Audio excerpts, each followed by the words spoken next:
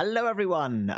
It's a little different stream today, but yeah, it's it's gonna be strange.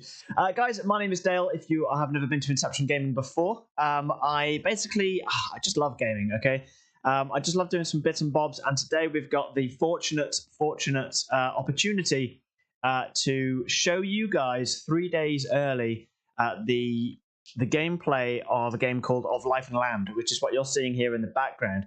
Now, I can't officially start playing this for the next 5 minutes, so I've just got some images in the background that I could hopefully show you guys a little bit of. I can't show you any gameplay before 3 o'clock British time, which is why I'm sort of limited and why the game isn't actually already loaded yet. But Of Life and Land, I'll go ahead and grab Steam up here so that we can see some bits. I'll go ahead and read off some stuff whilst you guys are looking at the images behind you. Of Life and Land, effectively, it's a charming settlement building strategy game. Okay, so how you've got like your little dude down here, he's got a load of little friends going on. So basically, you're nurturing the land around you whilst trying to grow your settlement in a very realistic simulated world, whereby what you do as a settlement even affects the likes of food chains and the population of creatures around you. For example, if you go ahead and farm up a load of different stuff, you can actually go ahead and boom the population of rats in the area. Obviously, if rats increase, the predators of the rats will also increase as well. If the predator of the rat increases, that predator might also be the predator of a different animal, and so the animal that third animal's population then might just completely drop because a predator has massively increased. And so obviously the cycle of life continues like so. But you get these neat little buildings going on. So I think this one down here is like an advanced stable or something. I don't know. I've never actually seen that one myself. These little hut areas, this is like a market going on. I think this is the likes of a tavern, possibly. I'm not too sure. I've only played like a couple of hours of this game before actually going into this. But I'm super mega keen to get into this in a lot more detail. So whilst we're waiting for the 3 o'clock mark, key information for you guys that's going to be needing to know. Kerzoven, hi. So key information for you guys as players that are hopefully looking to download this game. The release date for you guys is going to be the 2nd of April, 2024. So it says approximately 2 days. It's about 3 days. I think Steam is obviously just including the hours there. So 3 days from now, 2nd of April, which is, hang on a moment, next Tuesday, everyone else will be able to download this game and play this and take a good look at it. I've had 7.3 hours playing this game, and I love it. It's absolutely brilliant. The Steam store has got all of these kind of images going on. So like there's a cow there that's aggravated by the fact that there's a wolf chasing it or something. Or is it a deer? I think it's a deer, actually, looking at these guys over here as well. And then the next one, what have we got? So this is like a crazy, bustling settlement that's going on.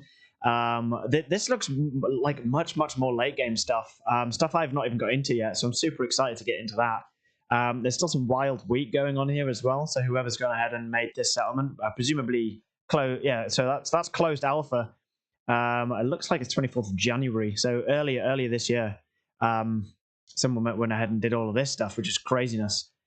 Crazy wheat farm up here as well, which is quite cool. I don't know what this is. This is going to be quite interesting to see what that is. That's going to be pretty awesome. And then there's like a load of houses and stuff, and then there's this great big church or cathedral or whatever it is. Oh, there's so much I haven't even done on this game. It's craziness. Let me buzz through these. I'll explain what I can just before the 3 o'clock marker. So what have we got here? So this is an interesting little window here. So this is something I'll get into in a bit. But this is effectively the screen you see when you're having a look at a particular crop. So you can see here that it's fully grown, so it's ready to be harvested.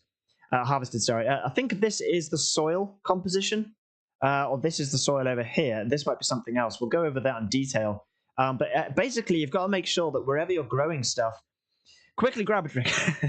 Wherever you're wherever you're growing stuff or planting your crops or growing even things like grass, you've got to make sure that they're like the soil is wet enough, the temperature's not too hot or cold.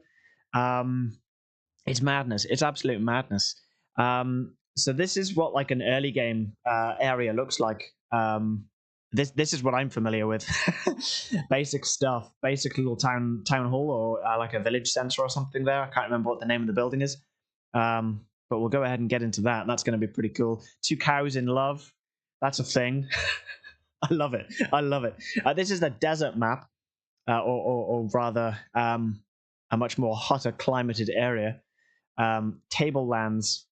Pretty cool. Pretty cool. So the area itself is called Kerzoven, which is pretty awesome. We've got some villagers around a campfire here. This is a very early game campfire. Doesn't look like that changes, which is quite neat. So I thought that was quite a neat little buildable there, to be fair. I have no idea what any of these buildings are. I'm not familiar enough with the game at all. So it's got these neat features here where you can have a look at different areas. So this is the water, I think. Yeah, the water overlay on the map. So you can see like these darker areas, there's not much water, but the lighter areas, there are like much higher amounts of water. Which is, you've just got to think about so much crazy stuff. So much crazy stuff. Anyway, it's 3 o'clock. I want to play this game. And now that I can play it, I'm going to. Let's go ahead and boot that up. Show you guys what this is all about. Oh, we've got some sheep just down here as well. I love it. I love it. We'll go ahead and boot Of Life and Land up. So I haven't even watched the beginning thing or anything. So I wanted it to be as much of a first-time experience for me as it is for you guys as well. I've literally just booted into the game and just done the gameplay pretty much. And I didn't. I only got to like the early game sort of stages, so I'm keen to see how this all goes down. Let's see what the crack is then.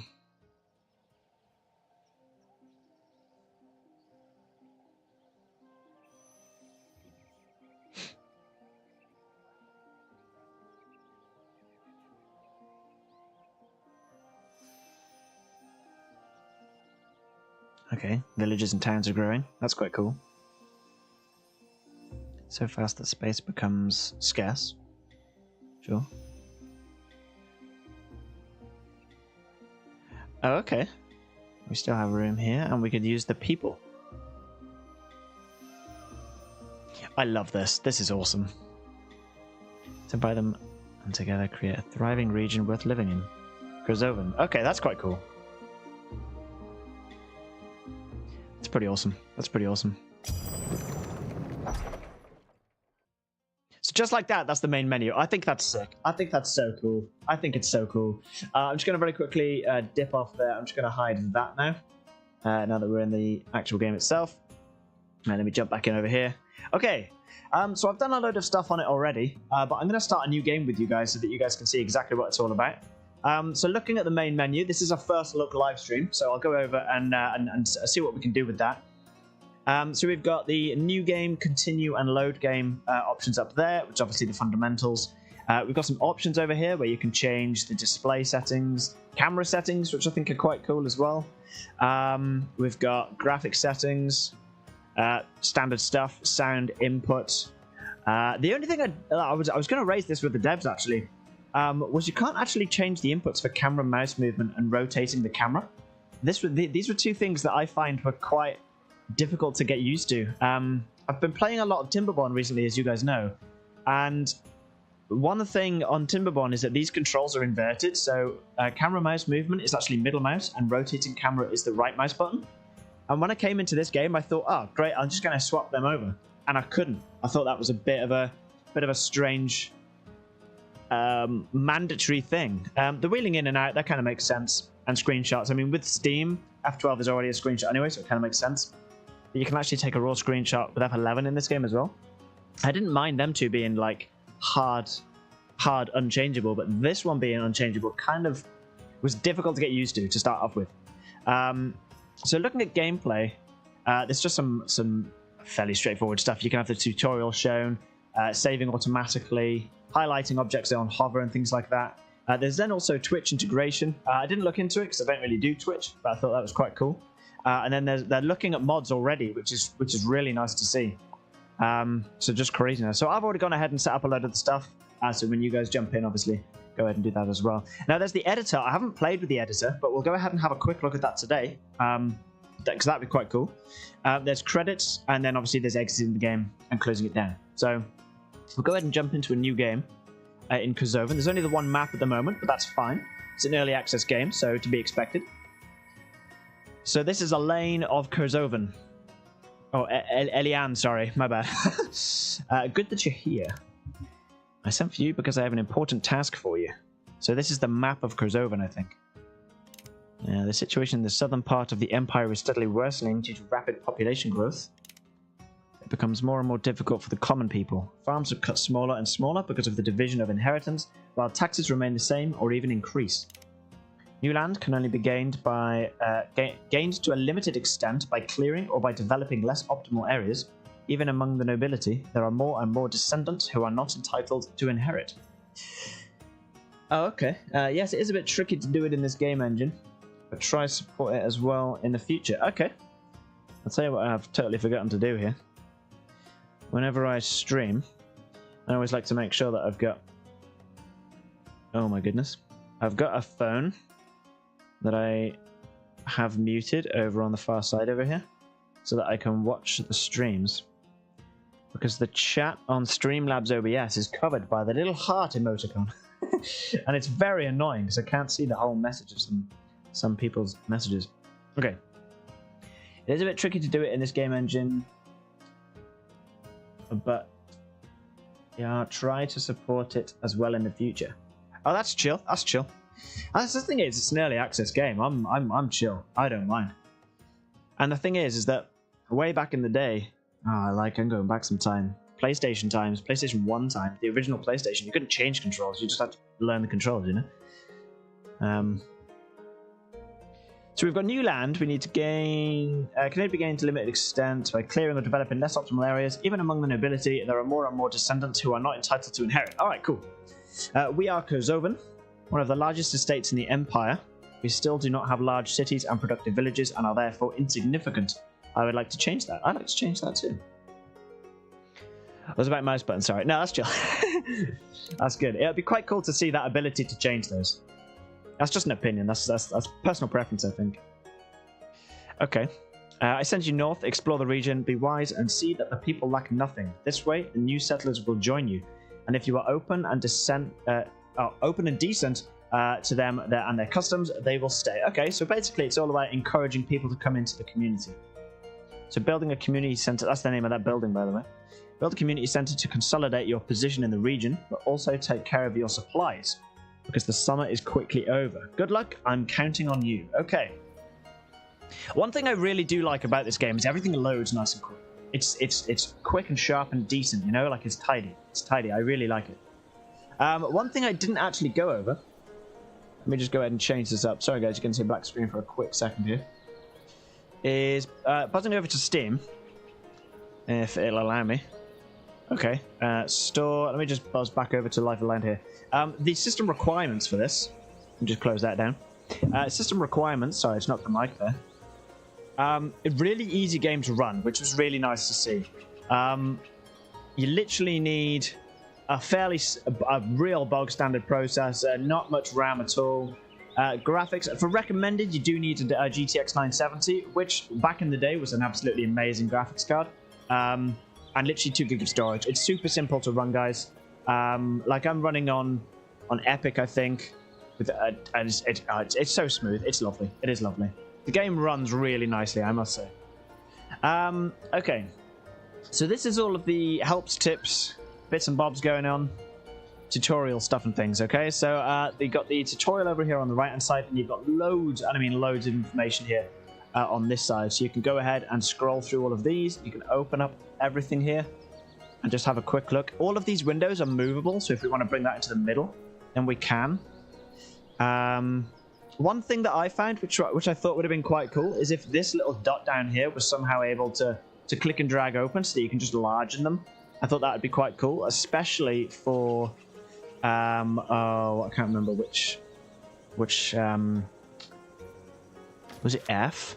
Yeah, it was F. This graph here would be excellent if you could just make that a little bit bigger. I think that'd be a really nice little feature.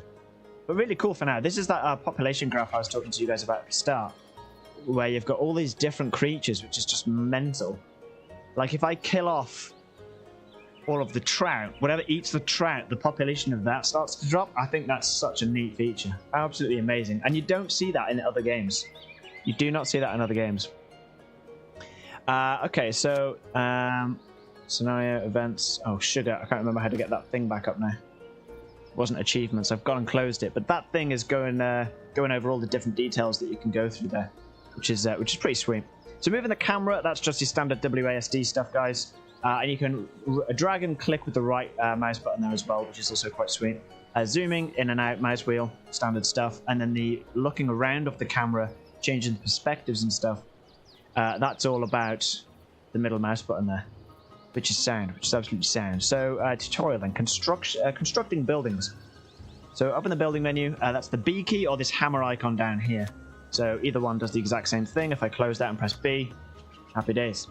So this is where you've got loads of different items, and these are the tiers that you get in the game. So you get tier 1, 2, 3, 4, and 5. And then obviously different stuff has got a different amount of things depending on the tier. We've actually got... Oh!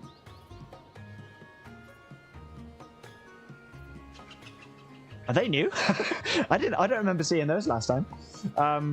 We've got all kinds of different parts. We've got packaging now. We've got... Yeah, and then you've got nature stuff and things, okay? So we've got almost decorative stuff, fencing and things like that, lighting. You've also got a weir as well, so that you can store water in your dams and rivers and lakes and stuff, which I think is just quite a neat little feature. But right now, following this, build a menu, place a building, rotating and placing is what this is going into detail about, okay? So first things first, we're going to need to grab ourselves a forester's stump, because we need to get wood before we can make other buildings, okay? And something that's, firstly, something I really like is just how much you can zoom out on this game. I think it's craziness. The map is a set size for now. I'm sure the developers have got plans for this in the future. But you've also got different areas of the map on the map. Now, I'll show you what I mean by that a little bit later in the game. But this is like what I would call the, I don't know, the well-balanced area of the map, okay? You get the hot area, you get a cold area, and you get this little area as well. I think I might have access to it now. Yeah, so you got the valley up here. You get access to these different locations later in the game, and obviously they're all in different like climates and stuff, which is really neat. But primarily you're going to be building in this lovely green area right here. Now, I'm fairly certain, I've never actually tried it, but these are your starting people. Pause the game here for a minute. These are the starting people that you get, and I don't know if you can go ahead and just build some stuff like way over here if you wanted to. I wouldn't have a clue. Never actually tried it. But yeah, really nice, really nice, and the game just feels so nice. Anyway, building. Forester's stump. Okay, we need to get some wood. You'll notice there's some black dots. That's the area that the forester's stump can cover off. So we've got, what is that? 1, 2, 3, 4, 5, 6, 7 blocks in every direction, I think, based on where the arrows are. So you'll notice that at the back, over to the left there's like the 2 at the point are kind of missing. If I rotate that, you can kind of see it. How the dots kind of change at the end. That's obviously because there's no entrance where the logs are, which kind of makes sense. The villagers would have to travel further if they're going out towards the back there. So having this anywhere where there's like wood and trees and stuff is going to be an absolute win-win for first-time setup. So I'll be honest, I'm kind of tempted.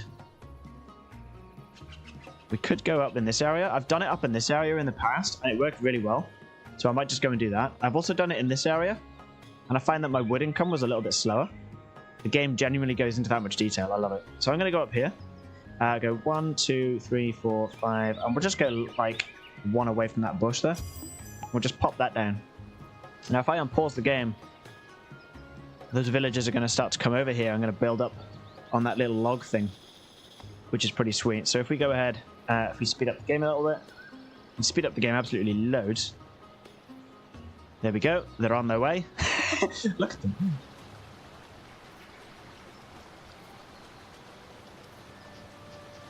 Awesome. They're all on their way up. Speed up the game a little bit. Head over to the construction of our first log thing, whatever it's called. There we go, and they're done. Just like that, done and dusted. So straight away, forester's stump complete. We click on this now, we get this cool little thing. So you can rename literally everything that you put down, which is pretty sweet. Click back on this. This is the key panel, the activities and employees area. So activities, you can prioritize exactly what you want this forester stump to do based on the activities that they can do. So cutting down trees, for example, collecting branches, collecting mushrooms, and then later on, you can actually unpause this to harvest leaves if you wanted to. I don't think leaves are majorly important straight away. We've got a little bit of this. We've got plenty of food going on. We can go ahead and open all of these to see what bits and bobs we've got, which are pretty sweet. There will be more maps in the world for sure in the future. Map sizes will probably stay. Yeah, map sizes are fine. I think like this is plenty, isn't it? You know, like look at the size of this. You've got a bustling empire on this map. It's gonna look sick. It's gonna look awesome. So yeah, map sizes. I'm kind of down for them staying. Like much bigger, and you're probably wasting space almost. But yeah, no, I'm down for that. I'm keen for that. It's gonna be mega exciting stuff. So these guys are cutting down trees. You can see just there now they're halfway through the job of collecting 4 logs. I think that's how that works. Time will tell. Yeah, there we go. Oh no, so there we are. So they're collecting logs. They've got 6. They can have a maximum of 10. I think that's how that works. So if we speed this up a little bit. 7, 8. 9, 10. And there we go. So now that he's finished collecting the logs, he's picking up all the branches. Now he's finished the branches, he's going to go ahead and collect some mushrooms. And they'll never do it in the other order. Now you can change the order. So if I went ahead and changed this now to leaves, he'll finish with the mushrooms later. Because I've told him to do leaves first. Which I think is a really neat feature. You can actually prioritize exactly what you want to harvest. And it's slowing the game down because I am running out of time. Employees then, you can actually... fire workers, which is kind of crazy. Now the daft one has arrived. What's up, man? Jim Jam has entered the chat.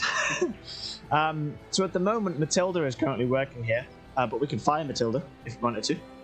And this checkbox here allows you to automatically fill positions if you've got available workers in the area, which is pretty sweet. So Matilda's just gone ahead and helped herself back to that job. If I uncheck this and then fire them, if I speed up time like crazy amounts, we've just gone all the way through to the morning. Nobody has filled the position, but I can now manually select exactly who I want to fill this position, okay? Now, lumberjacking is a fairly labor-intensive task. So what you can do, and this is mad, is you can look at your workers, you can look at the people you've got, and you can look at their strengths and weaknesses, right? So like this guy gets low stamina, so he gets tired faster and thirsty faster when doing heavy labor. So you don't want this guy working in heavy labor. It's like a lumberjack, right? So it doesn't make any sense. So you've got to look for ones like the strength buff here, right? So plus physique, fast walker, cold climate resistance, hot climate resistance, and he's a sprinter, okay? Somehow, though, his genetic effects, they're also weak. So them two balance each other out, I think. He gets low stamina, so he gets tired faster. Water inefficient, so he's going to use more water. So this guy's probably not the best option for this either. Looking at Erica, I think they've got the very similar stuff. Matilda went ahead and naturally filled this position. Energy efficient, so that's quite good. Protection high temperature, running speed, protection low temperature, water inefficient. So yeah, the genetic effects... Oh, okay, here we go. I've never actually read this. There are 5 positive and 5 negative genetic effects. If a positive and negative effect relate to the same trait, they cancel each other out. Yeah, that's exactly what I thought. Okay. So unhurried, less walking speed. Fast walker plus walking speed. So she's just an average walker, basically. There isn't a negative one for sprinting, I don't think. No. She's quite water and energy inefficient, though. She's energy efficient, so she's fairly standard on water, energy. The water, yeah. So it's so much detail. It's so much detail. We'll just go ahead and hire literally anybody. Let's go Dennis. Dennis can have the job. Screw it. And then Dennis, you're gonna now work here. So Dennis's workload is now increased. You'll notice if we click on Dennis overview.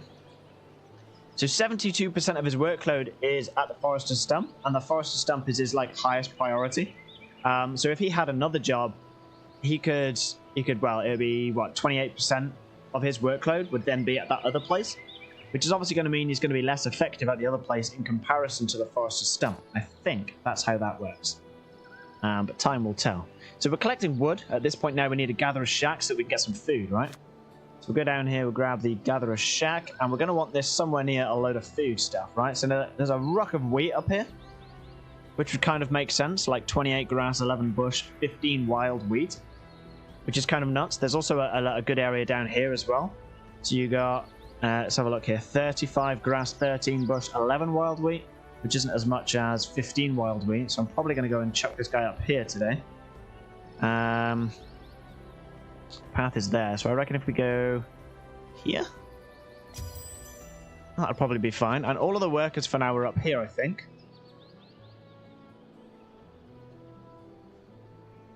There's cows there. There's a load of workers down here. So I'm assuming... Yep, they've all gone to the wood thing. They're probably going to pick up some wood. There we go. And they're going to be on their way. Oh, there's actually a path thing here. Okay, hang on. I might just dismantle this 2 seconds. Let me rebuild the location of that, because I didn't realize there was this thing here. So I'm going to turn that and have that this way, I think. Have it in the middle. That looks quite nice. I didn't actually think about the coverage. Yeah, so we can reach all of the wheat. You can reach all of the entire area there, pretty much. Yeah, that's perfect. So we'll go ahead and pop that down there. And these guys will go ahead and build this. There's a good amount of water coming through here as well, so it's probably going to be a really good area for building. So, speaking of water, we can see as an overlay to the world where all the water is. So obviously this is a very highly wet area. So any plants that need particularly wet soil, going to be perfect to grow them down there. This is just a little stream that is probably an average amount of water down here, I would say, with it being white. I guess it goes blue and then white and then orange. Now orange being not much water going on. High ground and all that kind of makes sense.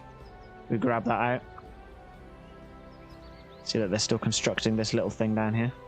And if you click on this, you can also see exactly what they're waiting for this to be built, right? So they've already put 12 branches into it. They still need another 8. So obviously 20 branches in total. And then 10 raw wood to actually go ahead and craft that up. So if we speed up the game again, you see that they're going to be delivered off. Here comes... She's carrying 10 raw wood. Some serious amount of wood. She's literally just offloaded another ruck of wood there. It's pretty awesome. So they're getting cold. We're going to have to be pretty quick, otherwise winter's going to defeat us.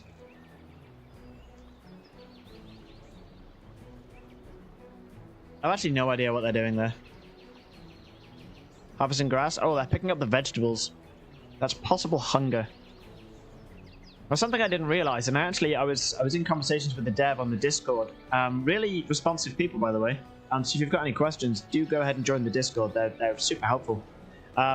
Is that with the food situation, I didn't realize for a long time that villagers will actually harvest food if they get hungry, if there isn't any in the storages. So they'll come over to the likes of grass, like fruits and vegetables in there. There's all kinds of stuff that they'll go ahead and do naturally on their own. So like down here, this lady's picking up some vegetables. Oh, she's sleeping. Okay, goodbye. Good night. Relaxing. What are you up to? Sleeps, yeah. There's loads of cool little things. Okay, so these guys are now going to go ahead and start harvesting this wheat.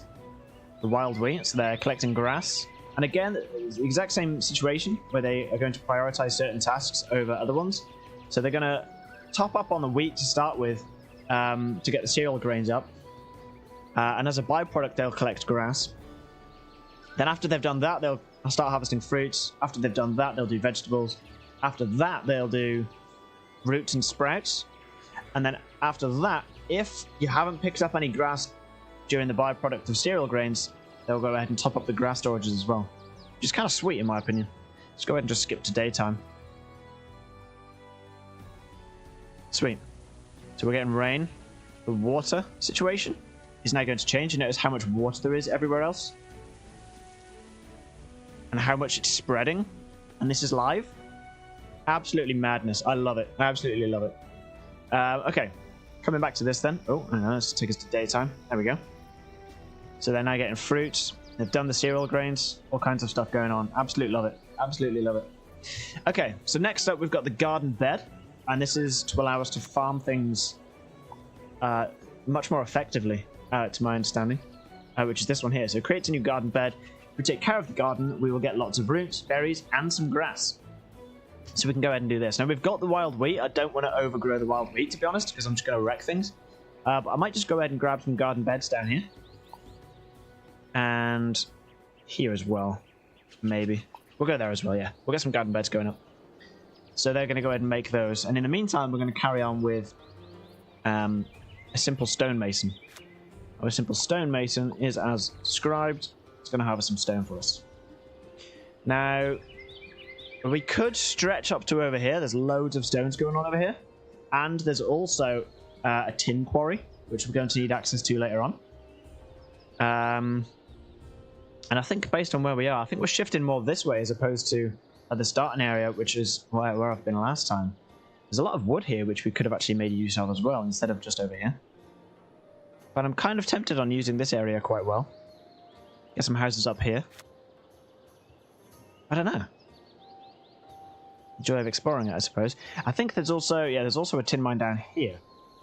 So spreading over towards the edge of the map could be quite interesting as opposed to staying dead center. Because I've noticed the mines are more towards the outside of the map. So like there's one all the way over here. There's a quarry there, that's quite interesting. Okay. So let's go ahead. Set up our stone guy all the way down here.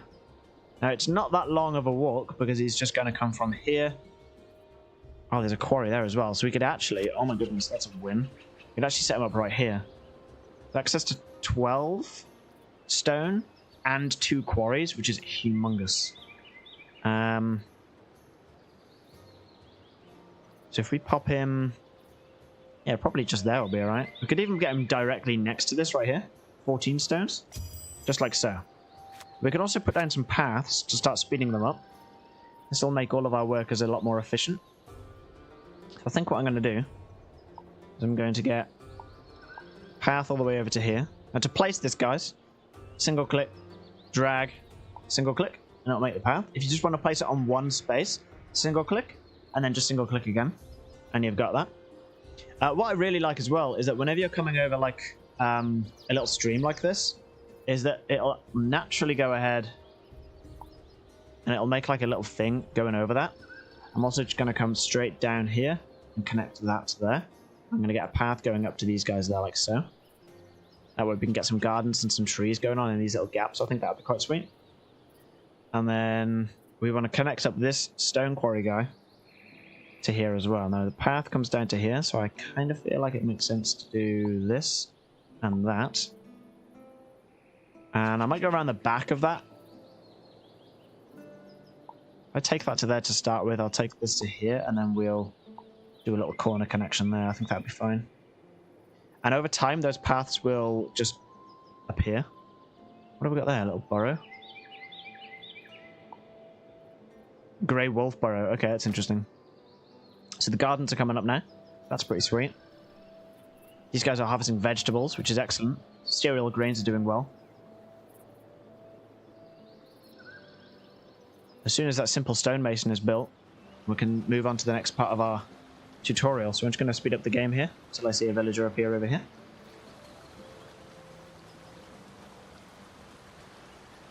I think they're going to build the gardens first. There's raccoons by this tree, which is pretty sweet. I love it. The developers have been so creative with this game in ways that they've added features. Oh, look how many deer that are over there. Wow. Full families of red deer. Ooh. So like it could be a great area for hunting, but the problem is we're going to want to make sure that we don't kill them off. And there's a lot of wheat over here, so that could be a long-term farm setup as well. What's the water like over here? It's pretty good next to this thing. That's not bad. Okay, speed up. Where's our villager? Let's keep on speeding up.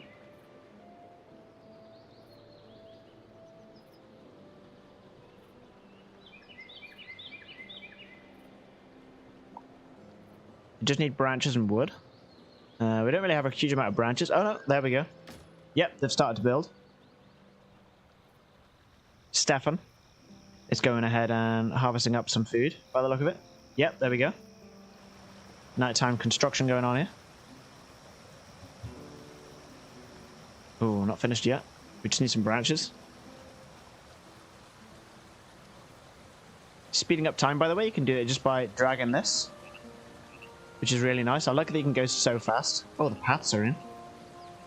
Or you can just use the numbers. So like 1 for 1 times, 2 for 2 times, 3 for 3 times, 4 for 5 times. Then it goes 10 times, 20 times, 50 times, 100 times, and then 300 times, which is nuts. Mad speeds. So the path is coming in now. Oh, the path is in over here, which is pretty sweet. That's what they look like. Really nice, I think. The whole game looks really nice. Okay. Simple stonemason. Deer damage in the forest over there, I see. Oh, is that how that works? For real?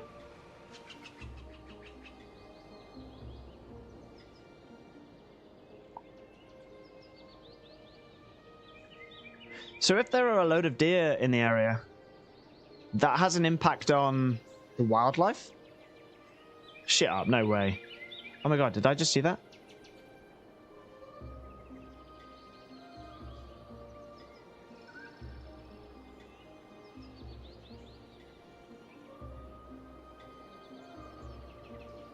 I've never really paid attention to exactly how the deers work. They're roaming around. Oh, yeah.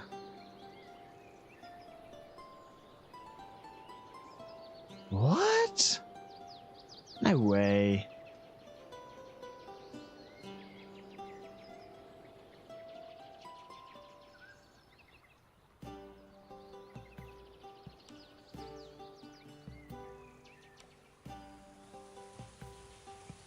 If that actually happens, I'm amazed. Alright, the paths are in.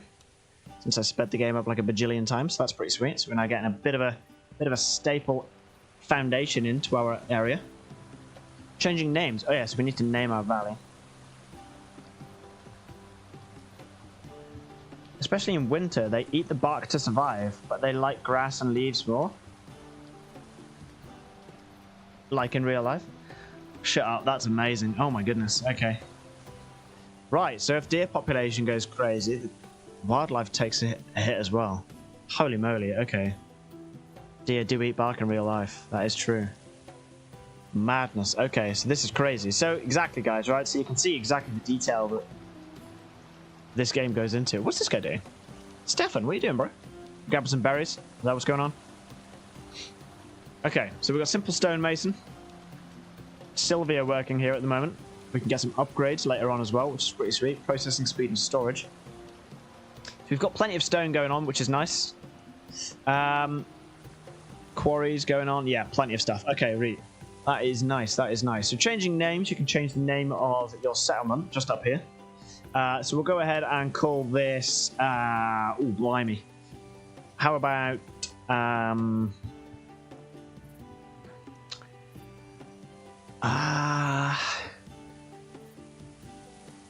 oh wow, might come back to that. I'm gonna come back to that.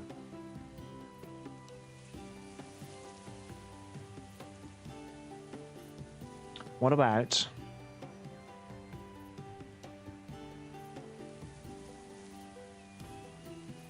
when I was playing it to figure out the game a little bit, I called my little place the Nook. Is the stream only in the dark for me? Is the stream only for me a bit dark? Wait, is it because it's nighttime? Hang on a minute.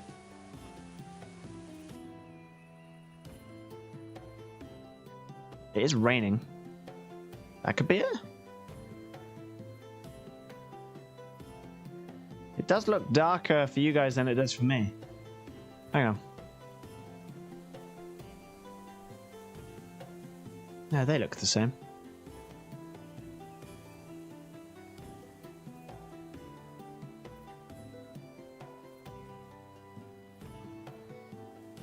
No, you know what? I think you're right. Hang on a minute. Let me reboot. Oh, hang on. Ha! Let me save. Woo! Save. We'll call... we'll just call this one First Look. That's what's going on. Okay, let me just reboot. I think you might be right. Something does not look entirely correct about the stream. Just another menu. This looks like the editor, actually. Okay, let me try this again. Something does not look right. Let me know if this fixes the problem.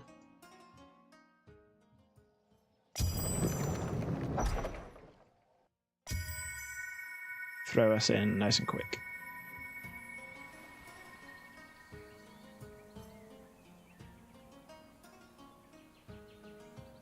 The game looks a lot darker than the camera.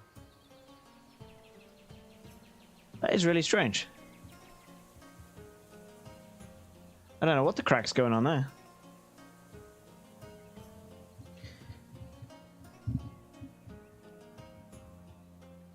I don't know why it's doing that.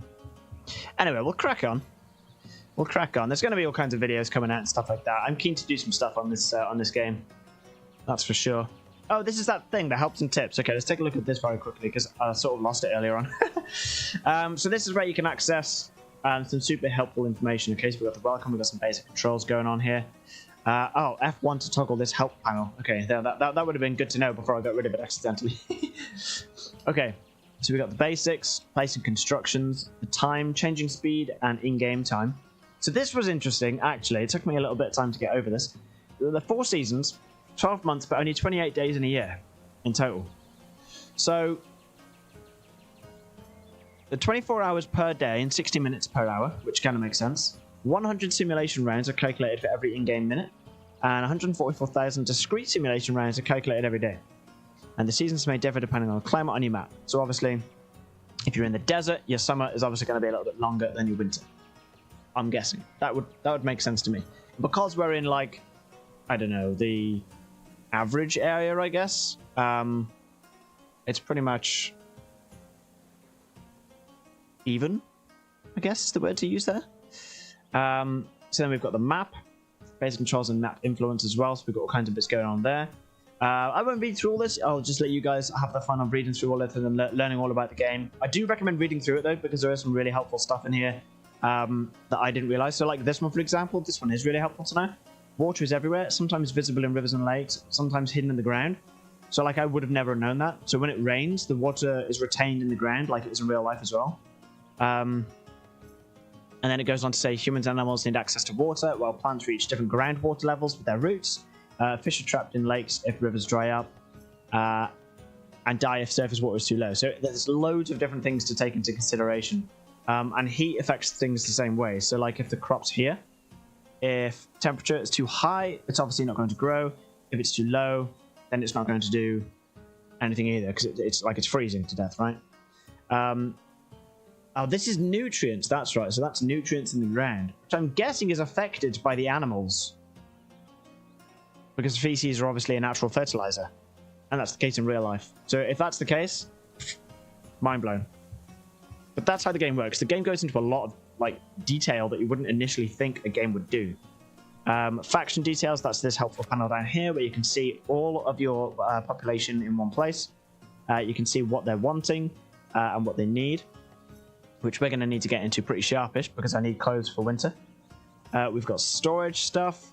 You can see all of your contents and things like that. The census is the population. So rats at the minute is just climbing massively, which is kind of madness.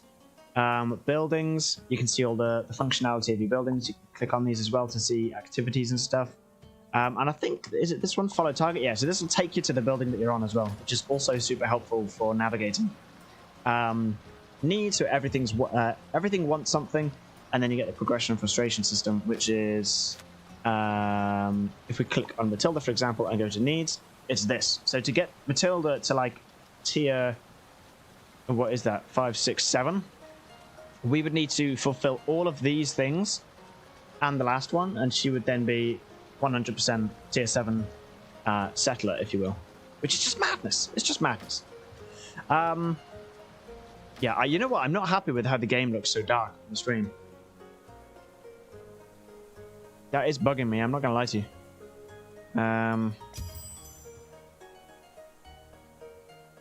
I'm wondering...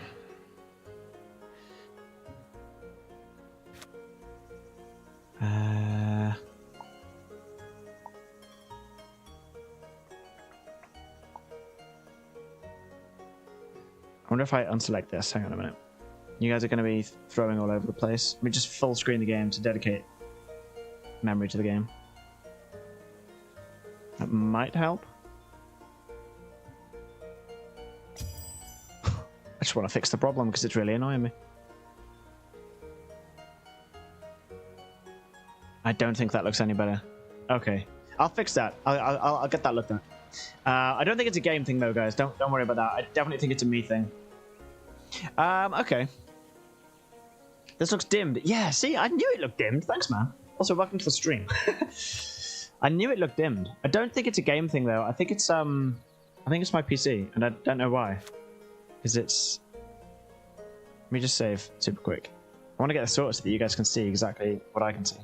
Because the game is beautiful. And it kind of sucks if you can't see that properly. Let me just get this sorted. Alright, let me throw this over here. Because even for me, Steam there looks dimmed. And it's really annoying.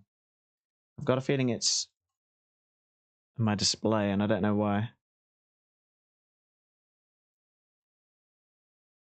Bear with, guys. Sorry. Technical difficulties. It happens to the best of us. The desktop looks dimmed as well. Yeah, I knew it was my PC. The camera, like my face on the camera looks really bright and vibrant, which is what everything else should look like. But my desktop doesn't for some reason.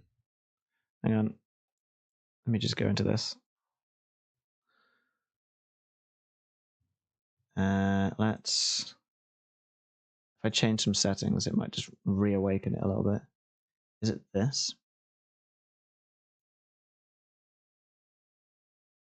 Okay. There's going to be some kind of flashing stuff going on. Are we still looking dimmed? Guys, let me know if at any point it looks fixed. That looks better. Okay. Okay, I turned off my display HDR setting. Fuck me, that looks loads better. Okay. Let's go back into this. Now it's going to look beautiful again. Yeah, that was my there we go. Oh, that's nice. There we go. Yeah, so that was my display HDR thing. So it's not of life and land, guys. Don't worry, it won't break your PC. It's just me being a muppet. Okay, here we go. Now the game's going to look gorgeous again. Oh, look at that beautiful menu. Yeah, that's much better. Okay. Okay. Ah, there we go. Woo! All right, sweet. Problem solved. Okay. Thanks, guys.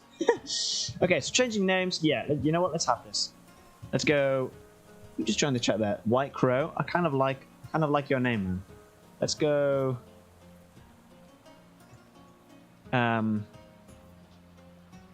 Crowvale. How about that? Name it after one of you guys. Crowvale. Okay, so changing names. Dunzoed. Calling up the overview. So open the facilities window by clicking on the number of settlers or by pressing F. So F is nice and easy. It's super nice and easy to get onto. Okay. And this is this window here, right? So let's just ditch that again. This is this beautiful menu right here, okay? Not gonna lie, the color and contrast looks pretty. Honestly, the devs have done a beautiful job of making this game look gorgeous. So, this is what we've got. This is where I'm saying that this menu would look brilliant if it was just that little bit bigger. I'm just wondering, I don't think there's a way that I can do it. But it would be ultra handy to have it. Is it a HUD thing? Actually, hang on a minute. It could be a HUD setting.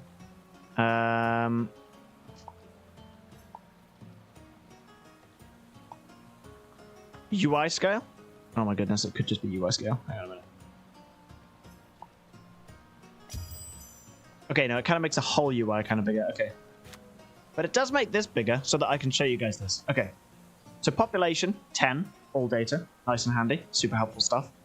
You've got tiered population. So obviously all 10 people that we have, which is what this number is here, are all tier 1 population class, okay, which is what this is. Now you can filter through depending on what you want to work on and stuff like that, okay? So that's a really helpful thing. Obviously, you just click on all data to show everything. This then, so you've got the current progress towards the next level. So this is their level, and they're 60% of the way to level 2, which is what this category would be here, right?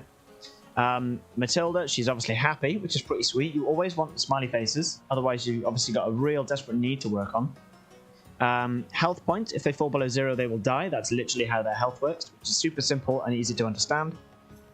This then, I'm not too sure what exactly this is, but this is the number of workplaces that each person has got. So obviously if there's a 0, they're not working.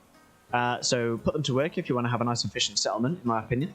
And then their work sort of load as a percentage.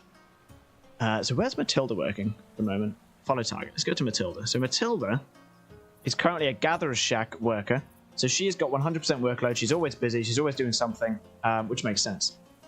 Now, I've also learned that another way to make this a little easier is if we go over to Valley, right? Also 99% workload.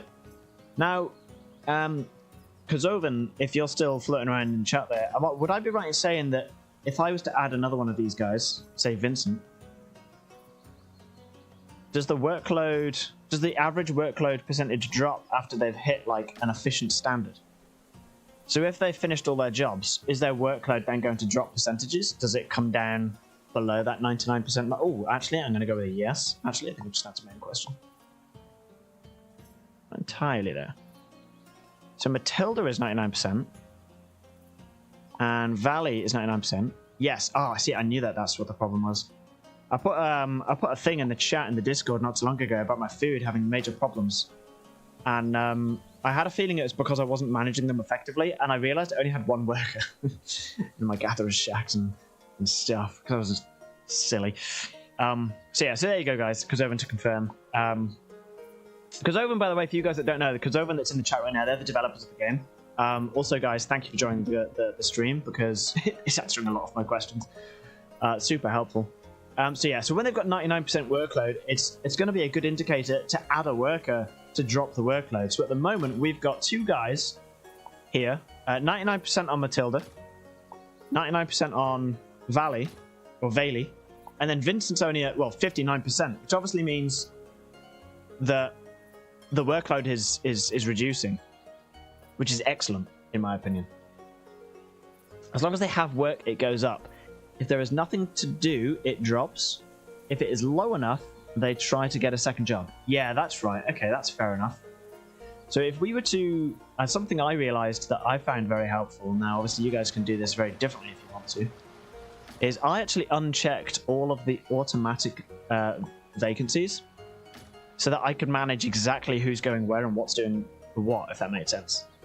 So, I'll tell you what, let's skip to morning. Let this run through a couple of hours. Okay. And go to this task thing again. Here we go. So we've got 99%, 99%, 63%. She's at the simple stonemason. Vincent, here's Vincent now. Yeah, so there we go. So he's got work to do, so now he's at 95%. But not 99%, so he's still got a little bit of time. These guys have actually got an amount of time. It's probably a fraction of the day. Because Dennis is actually fully booked up at the Forester Stump there. Now, something that we can also do, it's nice to see that this is growing really nicely, is that we can add another log dude. This guy's at 100%, so obviously he's just rammed on doing stuff. And if we look at his storage, if he's collecting mushrooms, that means mushrooms are frequently going down, which is also really interesting to see. These guys, no, I want a building. So they seem to be collecting vegetables quite frequently. So if their storages are ever low, it's because they've had them taken out of by the look of it. There's loads of things that you can do for efficiencies. Oh, there we go. So there's the fruit that's going down. People are eating fruit. And they're dropping fruit off as and when.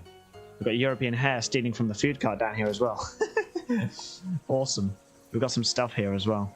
We could probably do with grabbing up at some point. And then this dude, yeah, so he's maxed up. Sylvia, 70%, 69%, and that's obviously because we're not using as much stone because we're not building.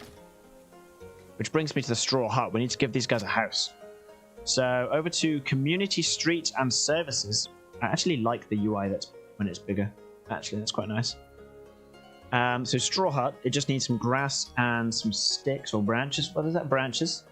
And these are literally like houses for the people. Oh, whoops, I need that open. So these are houses, right? So this one.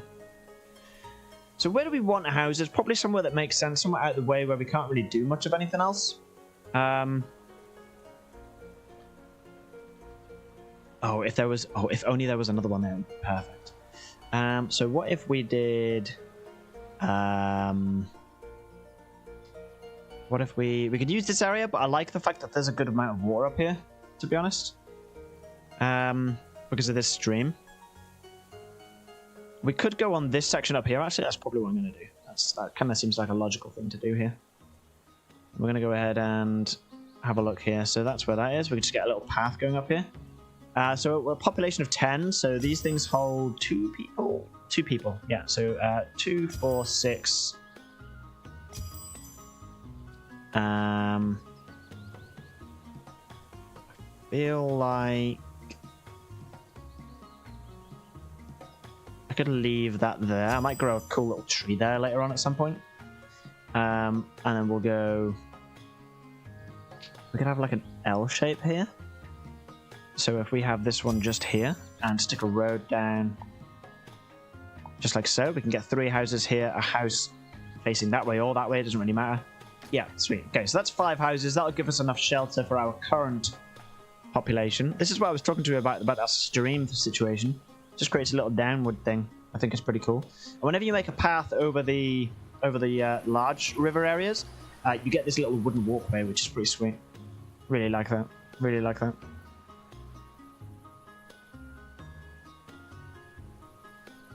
Sweet. So we just got to wait for those straw huts to be made, and we'll be laughing. So speed up. Get them building some houses. So this is where the wood is going to come in handy. So as soon as we see the wood going down, it's probably going to be worth looking at getting another woodworker. The other thing that we can do as well, if the tree situation's looking really like ineffective, or if they're cutting down things really far away, you plant more trees so that you can get wood faster to make your wood chopper more efficient, what have you. I'm actually going to go ahead and grab another one of these guys, and I'm just going to grab a path. I like to have all angles. Hang on a minute.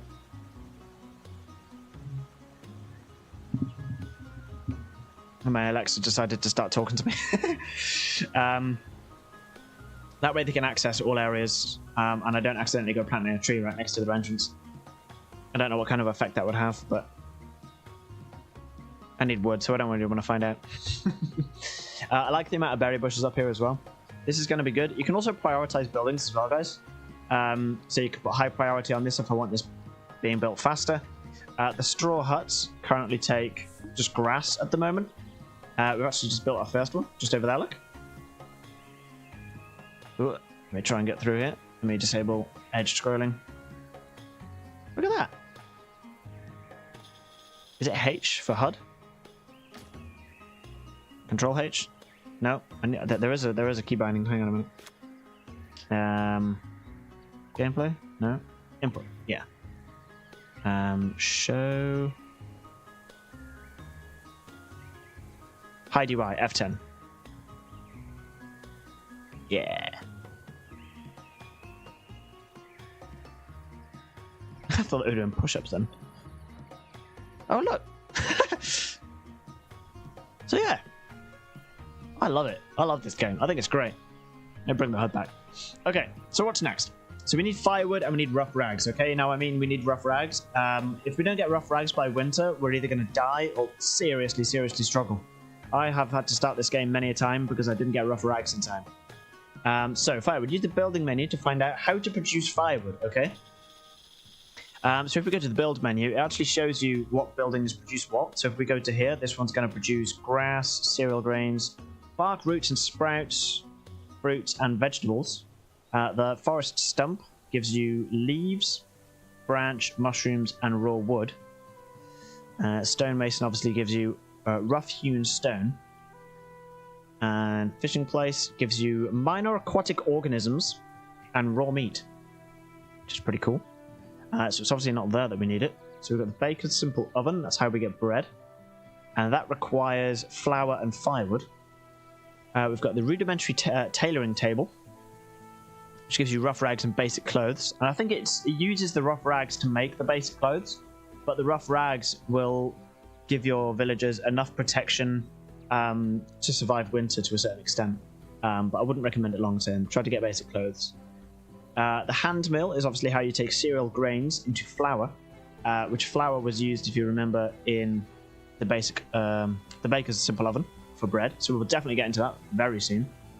And then we've got the soaring place, which takes branches and raw wood and turns them into firewood and planks, which is pretty sweet. So we're going to have to grab one of these. Now, I personally think it's just kind of a bit of common sense to go ahead and place these down somewhere near the wood guys. Now, you can get them right next to. Could be worth doing. Kind of makes sense to go the other way with it, though, in my opinion. So what I might do is let's get that one built there. Let's get a road coming up here instead. I think he'll build it over the road. I think. If we speed this along, actually, it'll show me. Ah. Wait, do I even need the road there, then?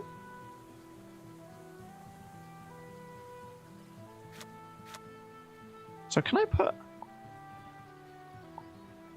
No way. Hang on. I don't want to build that there anymore. Is he going to build one there? No. So can you build a street on the actual building? Oh, no way. Okay, that's kind of weird. Okay, I actually don't like that. So let's go ahead and just delete that. And that. And that. And then let's go ahead and put the road in over here. Yeah. And then I think what I'm going to do is I'm going to get another one of those soaring places. Just like so. This way. Like so. And then that is going to look like that. With those gone. No. Oh, shoot. Hang on a minute. I might have to replace that. There we go. I'm just going to get rid of this one little road. There we go. Sweet. That's what I was after. So we're producing the logs. Then they're producing the sawing planks and firewood. So we've done that. That's done. And we've got those up here now. So we've got some planks and we've got some firewood. Awesome. I'm just going to uncheck these areas here because I just don't want them to be auto-filled. Just because I actually quite like to micromanage on this game. I think it's really in-depth. I also really like the different models of the same building to mix it up a bit. Because if it was just the same building all the time, I think it would look very samey and it would get a bit boring. But I like that the devs have thought about putting in different models of different buildings, which is really nice. Really, really nice. Okay, so then after that we need rough rags, right? So that was that rudimentary thing. Let me just turn the map back to what I want. Oh no, that one. So we want the production rudimentary tailoring table. Now this is always going to be wherever we can get grass, leather, wool, and rough rags from. So this building is going to create rough rags from these materials, I believe. But the rough rags is what's used for the basic clothes, so that's why that's there. So whichever building is going to be producing the grass, leather, and wool is where we're going to want to put this in quite close to. Now this thing produces grass over time, and as a primary objective is going to produce grass as a secondary output. So I'm thinking, where is it? There. Rudimentary tailoring table. That can just go here. Like so. I might change that. Can we grab a rudimentary tailoring table? Can we go either side of this thing with these? I'm getting 2 of everything in, guys. That's just to make the most of the 10 people that I've got working for me already. Still got 2 people that aren't doing anything, which is why I'm happy to put 2 of these guys in. But as soon as we start having a bit of a struggle for population, that's where you can just put in more of these straw huts. And from there, you can actually then go ahead and, like, increase your population. Because your settlers will go ahead and have babies and all of that kind of jazz. That's a different stream altogether. So for now, we'll just grab these rudimentary bits and bobs. Let's go ahead and speed up the game a little bit to get that working. 1 and 2, happy days. And let's just make sure that we've got workers in these. Stefan, I was wondering where he was going to get a job, and Erica, awesome. So primarily they're going to take grass and turn them into rags. You can change the maximum that they produce, by the way, which is also pretty cool. And you can pause entire processes, right? So if we don't want to use the wool to make rags, we can just go ahead and pause that, and it'll just skip the process, right? And it'll just do that. Now, we do need leather or wool and/or wool to make basic clothes. But for now, we're just going to be getting grass and making them into rough rags, right? And we're just going to do the same thing over here. We don't even have access to wool yet anyway. I don't think. No, didn't think so. Sweet. So as soon as we've made some rough rags, that's going to tick off, and we'll get the next challenge and task underway. So we're coming up to the autumnal season. So we're going to have to be pretty quick with them rough rags. But a settler will go ahead and take one of those every time they need one, right? So I'll show you how that works, because that's quite a cool little system as well, right? Let me just pause the game here. So Sylvia over here has simple needs. And if we look at this, rough rags, right? So I need at least some rags to withstand the cold and hot climate. Okay, so that's what rough rags is going to provide her the ability to do. So what it's got there is like a cool little checklist for what is actually needing to be done to get those things in stock, pretty much, right? So is it available in the settlement, rough rags? Currently, no, is what that's saying, because I've only actually made one, and it's already been used. So as soon as there's one available, that will actually then go ahead and tick off, but it's then first come, first serve, I believe. Needs the time and opportunity to fulfill the need. So obviously, when we get into things later on, you can adjust how long the working day is, which is just mental helpful. So they need the ability to have the time to go and pick up that rough rag, right?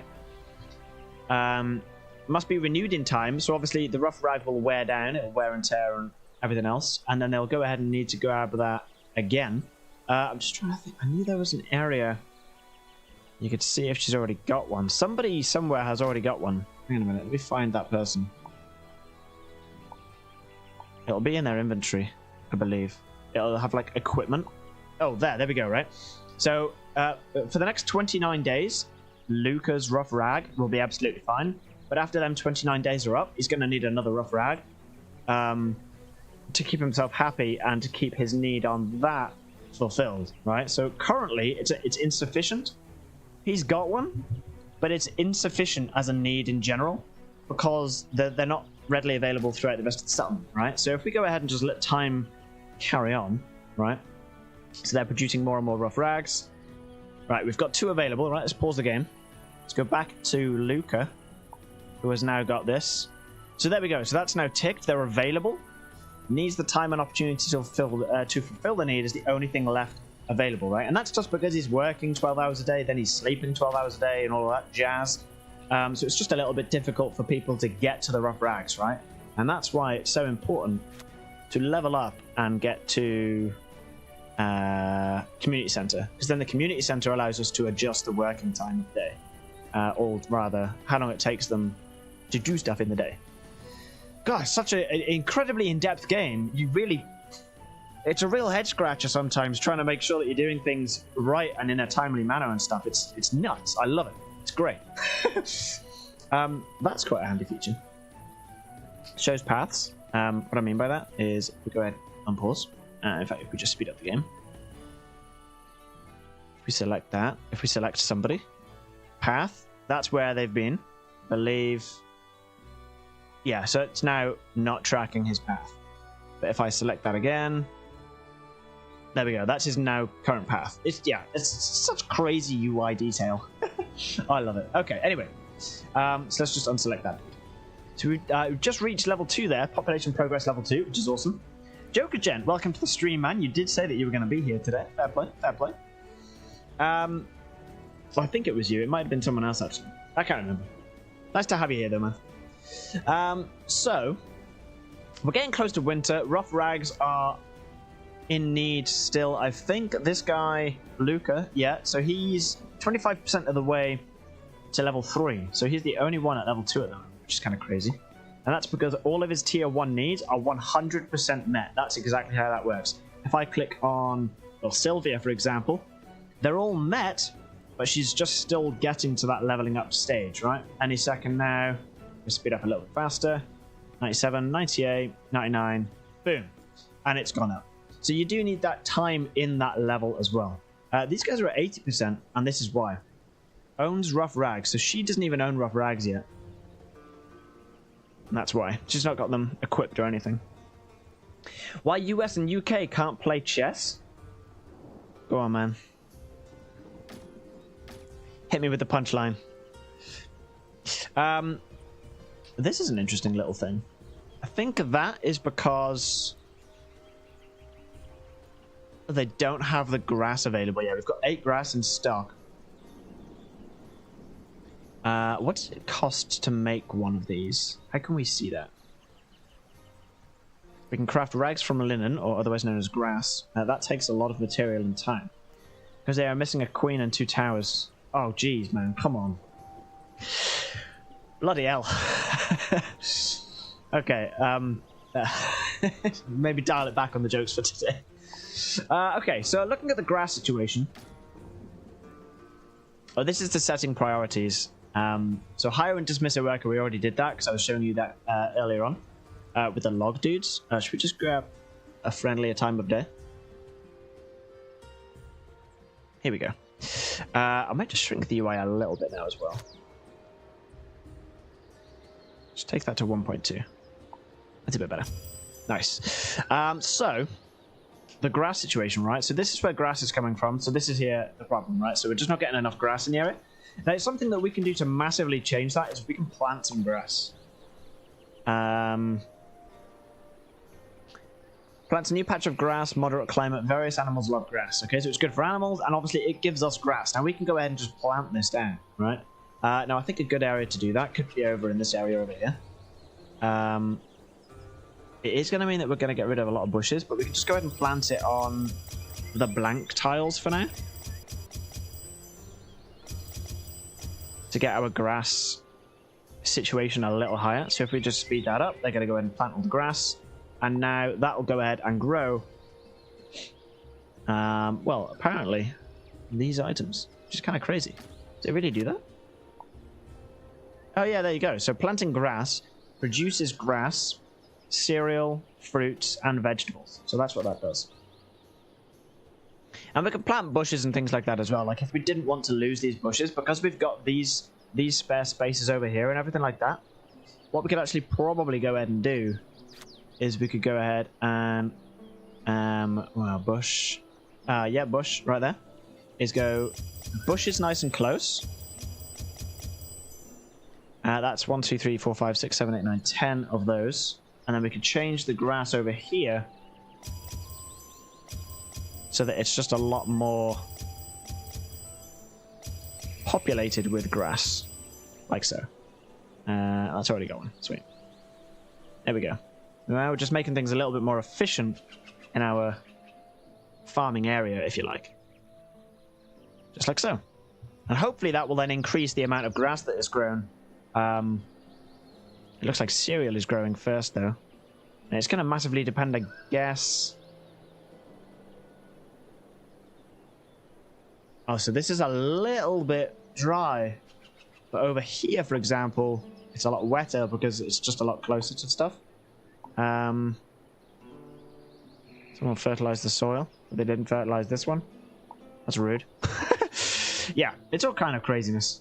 The amount of stuff. It's going to take a bit of time for all of these to properly grow up as well. Like, they're still fully growing. And they're all going to be at different stages, I imagine.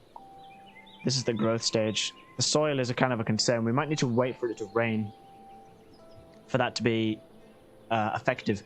So setting priorities. That's the change of priority of an activity in a production building. We can actually go ahead and do that. That's what I was mentioning before. I would do stand-up comedy, but I prefer sitting. Crying out loud. So changing the priority here, putting that one on top, and that completes that one. And that's just all that is. So at this point, it's just going to prioritize grabbing those instead of anything else. Now we can do this. We don't really need roots and sprouts right now, I don't think. So we could probably do that and put the grass up a little bit higher. Where we're going to be getting grass from at the moment is actually unclear, because there isn't actually much grass going on. A lot of our grass has actually died off or been harvested already. So we can only actually harvest up to there as well. So at this point, it could be worth getting another one of these fellas down. And we could do a massive grass harvesting over here. It's going to depend. Grass needs a lot of wet soil, I believe. Like, that's quite high up. This stuff, it's got the leniency to have it a little bit drier. But this stuff over here needs a little bit wetter soil. So looking at the comparison of where we're at, yeah, that's in the browns. We're also in autumn as well. So obviously the water count is going to be much lower in autumn, because we're getting to the colder seasons. So the temperature is going to be dropping. Where are we looking at? So there's the graph. Okay, so here we go. So small stuff is able to grow when it's a little bit dry. Medium stuff, it can grow when it's a little drier. And the big stuff can grow way further down where it's basically dry. So anywhere where, so the darker the area, the bigger the plant you want there, right? So actually, we've kind of made a mistake here because we've put the bushes in the wetter area and the grass in the drier area. So that was kind of a mistake. We should definitely change those around. So let's have grass next to this water, right? So anywhere that's next to that water, I guess then wild wheat, does that classify as big or small, do we think? It's going to be the question. Dirt, heat. Okay, that's just a classic graph. Sweet. It's just a nature. Okay, that water one is super helpful, but holy moly. So it's all going to depend on root length, growth phase, water, current temperature, influence, and nutrients. So let's have a comparison here. So let's look at this big tree. Yeah, so the water is a lot more manageable depending on where it is. Whereas a bush, very different. Wild wheat, very different again. So wild wheat is actually super similar to grass. So wild wheat is probably a little bit bigger than grass, but not that much, not as big as a bush. So we're going to want grass and wheat anywhere where there's water. So then it would make sense for these to be closer to water as well.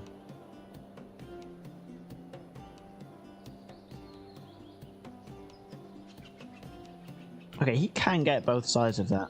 So putting the path there is kind of a silly idea as well, right? We're very limited with where the water actually is up here during the autumn season. So I think I've made a mistake with how I planted all my stuff. It's going to make way more sense. So it's going to make a lot more sense to move this probably over here, right? We're coming close to winter, so I'm not going to move it now. We're not going to be able to do much anyway. And I want these guys kind of working flat out. The grass is coming back now, which is helpful. But that has opened my eyes to growth. And I wonder if that's also a reason why I had problems the first couple of times I was playing this game. Okay, yeah, that's 100% what it is. Oh my goodness. I've just changed my life playing this game. Okay, so we can look at that later on. We'll look at that next season. So in the spring, we'll go ahead and really change up this growth area. For now, let's go ahead and look at this tutorial. Right, so the hand mill for more food. Whilst we've got this wheat, we're going to want to grab that hand mill. And I might grab 2 of these. And I'm going to put them somewhere that makes a little bit of sense right now. Like up here, right? So let's go ahead. I just find it weird you can put it on paths. What's the orientation of these? Let's just zoom in here. I'm gonna have a look at what's technically tidy. I like that. Let's do it there. And then the next one can just go here or something, right? And we'll grab 2 of those. Because these guys are going to be able to go flat out. These guys are working at the moment. 100%. 100%. Oh, this guy's ill. I have no idea how to fix that. And this guy's working flat out as well, right? So these guys are busy right now, right? Let me just have a look at the garden bed again. What does that do? Yeah, so that does grass, roots, fruits, and vegetable. The same as actual grass, except instead of roots, it does cereal. Okay, fine, fair enough. And then the wheat field is just grass and cereal.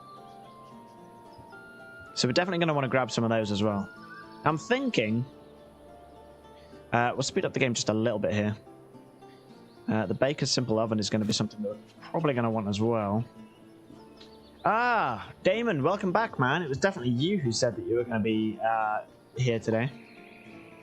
So taking a look... let's have a look here. So we've got the Baker's Simple Oven, right?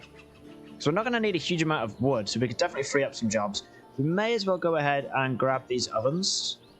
And put them near where these dudes are, right?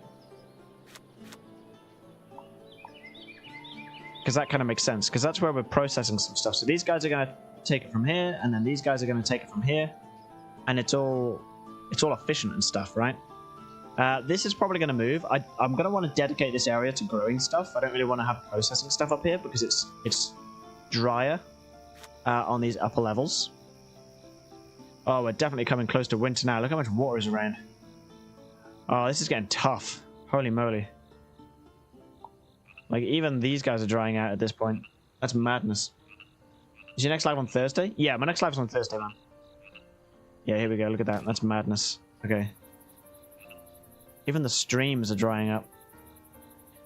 Super important that we sort out the water situation and get that right. It's definitely wetter down here. Probably could have done food down here a little bit more, maybe. Or even over here. This could be a really good area for doing food, actually, because I bet you Gatherer's Shack can harvest in a lot of areas. I don't think I can put that there, actually. But I can put it there, and I get quite a lot of coverage down that way. What game is this? This is Of Life and Land. A very newly developed game. Developed by Kerzoven. A very responsive development team, actually. Which is rare to come by these days. And this is... I'll go over the details again, actually. This game is super easy to run. The requirements that you need are super low, which is really, really nice. And the game is available for everybody else to download. There they are. On the 2nd of April. So that's when everyone else can play this. Let's just go ahead and skip to nighttime. Daytime, sorry. There we go. I think you can activate or deactivate the day-night cycle there. There we go. So the brightness doesn't change even though the time is. Yeah, that's madness. That's a game changer. So now it's nighttime, but we get the brightness of daytime. Okay, that's actually really helpful. I'm going to leave that. That's mega helpful for you guys. Okay. Some things don't change, though. So water. Man, water is looking loads better now. Now that it has rained, oh my goodness, that's helped so much. It looks like Minecraft, but realistic. There we go. That's a compliment. Okay. So we're doing all right here. I definitely do need to be changing up how I do things over this way. Massively. We're getting a lot of grass over here now, so rough rags, way better. And for winter, that's huge. So we've now got the bread situation up and running as well. So we've got some hand mills producing wheat flour. And Baker's Simple Oven. Going over... Shoot me, what am I making? A bread, obviously. Yep. Oh, I forgot about this guy. This guy's still cracking on. 503 raw stone over here. Awesome stuff. You should put crops on the other side of the river. Yeah, this is the thing. I'm right in autumn right now, so I think putting anything down is going to be a bit of a silly thing to do. Because we're not really in the growth stage, I don't think. There's always less water. Looking at the water thing at the moment, it's looking pretty good because we've just had a massive downpour. But as this goes on, I think it's going to change. I think it's massively going to change and really dry up. As soon as we hit winter, we can't use garden beds or wheat or anything. It all dies. I think that's how that works. So we need a campfire. A campfire is not only for cooking, but also provides warmth and invites people to get together. So let's definitely get that up and running as well. And I think a really nice place to put that could be right by these houses.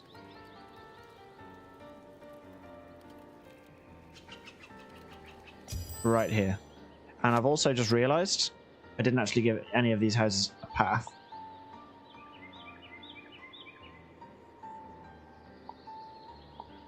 Now that's got a nice path around it as well. Sweet. So we'll go ahead and I'm going to keep the day-night cycle, actually. I quite like it. Nice. Midday, we've got our campfire up and running. We've got workers here now. Let's uncheck that.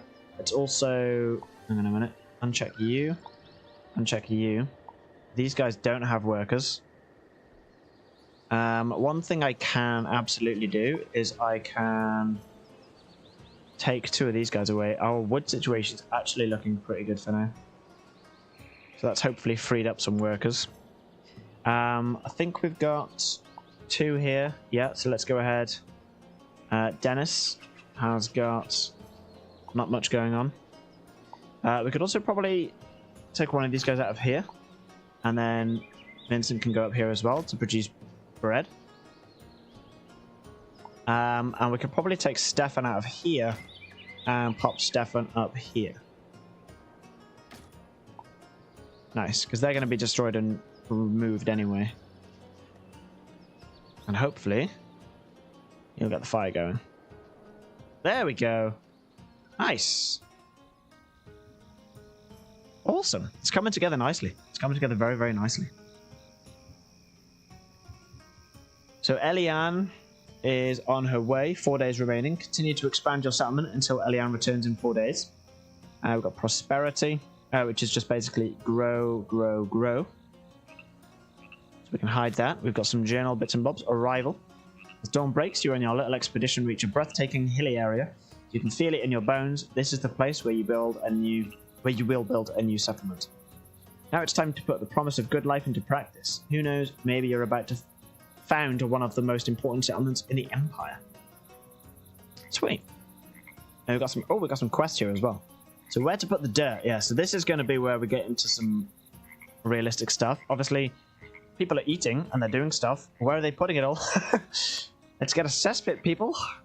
Jeez. The dirt. What is the dirt situation right now? Ooh. The graph is... If it's blue, it looks good. If it's white, it's okay. Green is nutrient rich. Okay, that's interesting. Oh yeah, look at that. That's where all of our lovely deer friends are. But then yellow and red is getting into stinky, and sort of black and purple is like, holy crap, sort it out now. So let's definitely see if we can do something about that. So, this is also taking on new people. Let's do that. We've got 4 new people join. Conrad, Brunhilde, Laurent Bayless, and Jasmine joins. Just Jasmine. Jasmine joins us. There we go. So we need 4 new housing areas. So we've already planned out where we're going to be expanding our housing, which is right here. So let's go ahead and we could grab some small cabins. It's going to take some more expensive resources. So right now we're just going to go with the straw hut. We'll pop that in there like that, and we'll just go ahead. Sorry, man, I missed that message. When did you start this game? Oh, literally today. 3 p.m. British time today is when I started this game. Yes, I was hoping it would change tomorrow. Nice. So we got 4 more huts in there. It will provide 8 new housing spaces, so that we can get more villagers in, which is excellent. Looking at that, then, is anyone not working? Yeah, 4 people aren't working, so let's see what we can do to make things a little bit more efficient. Let's hire Jasmine to work on the farm. These guys have got workers. Yep. Yep, he's still good. So I think it's the wood area, right? We're going to be doing a lot more buildings, so we might as well see if we can grab some more. So Conrad, you can come and work up on the logging station. Do you have Chapter 5 Season 2 Fortnite Battle Pass? I do, yes. And then this is going to go ahead and be Laurent Bayless's new job. You've got a worker, you've got a worker. These guys can actually have 2 workers as well, by the way. I didn't actually need to build 2 of these. Just realised. So I'll tell you what I'll do. Nah, I'll give them 1 each, why not? And I think then that leaves us 1 spare villager, right?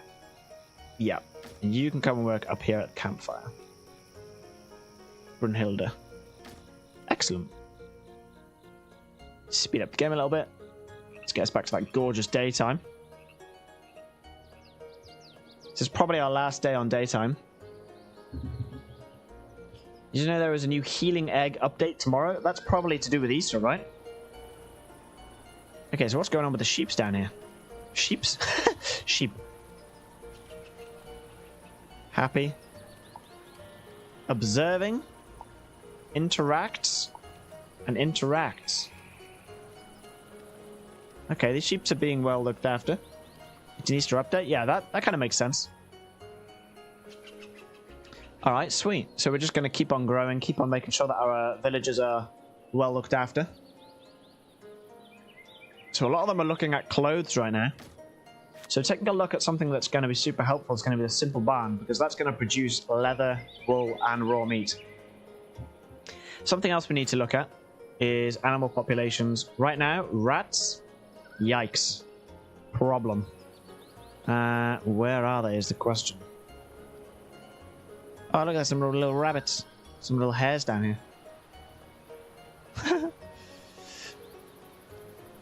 We've got rabbits, we've got deer down here and everything. It's all kinds of craziness down here. And the rats are normally by the food.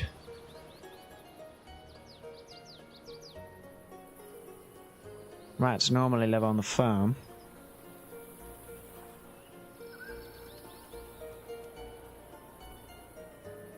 Oh, I'm not seeing any. Strange. I'm playing Fortnite. That's nice, man. Make sure you get yourself a win.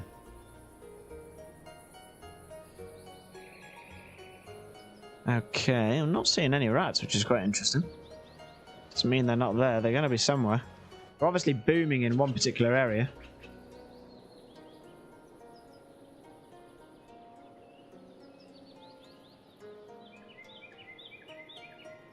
Fascinating. That's what I love about this game. Rats are the most populated animal on the map right now. You can't see a single one. That's the level of concern, I suppose. A little hare. Loads of little hares. Oh, you know what? Rats like dirt, right? So surely... Are we going to see some over here by the deer?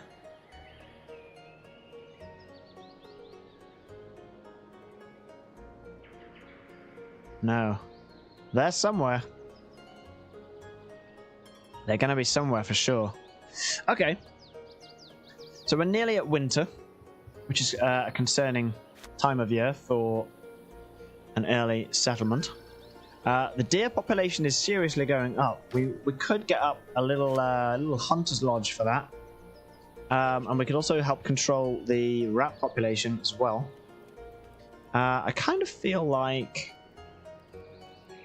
Rats lurking in the corner for invasion. That's exactly what they're doing. They're hiding away.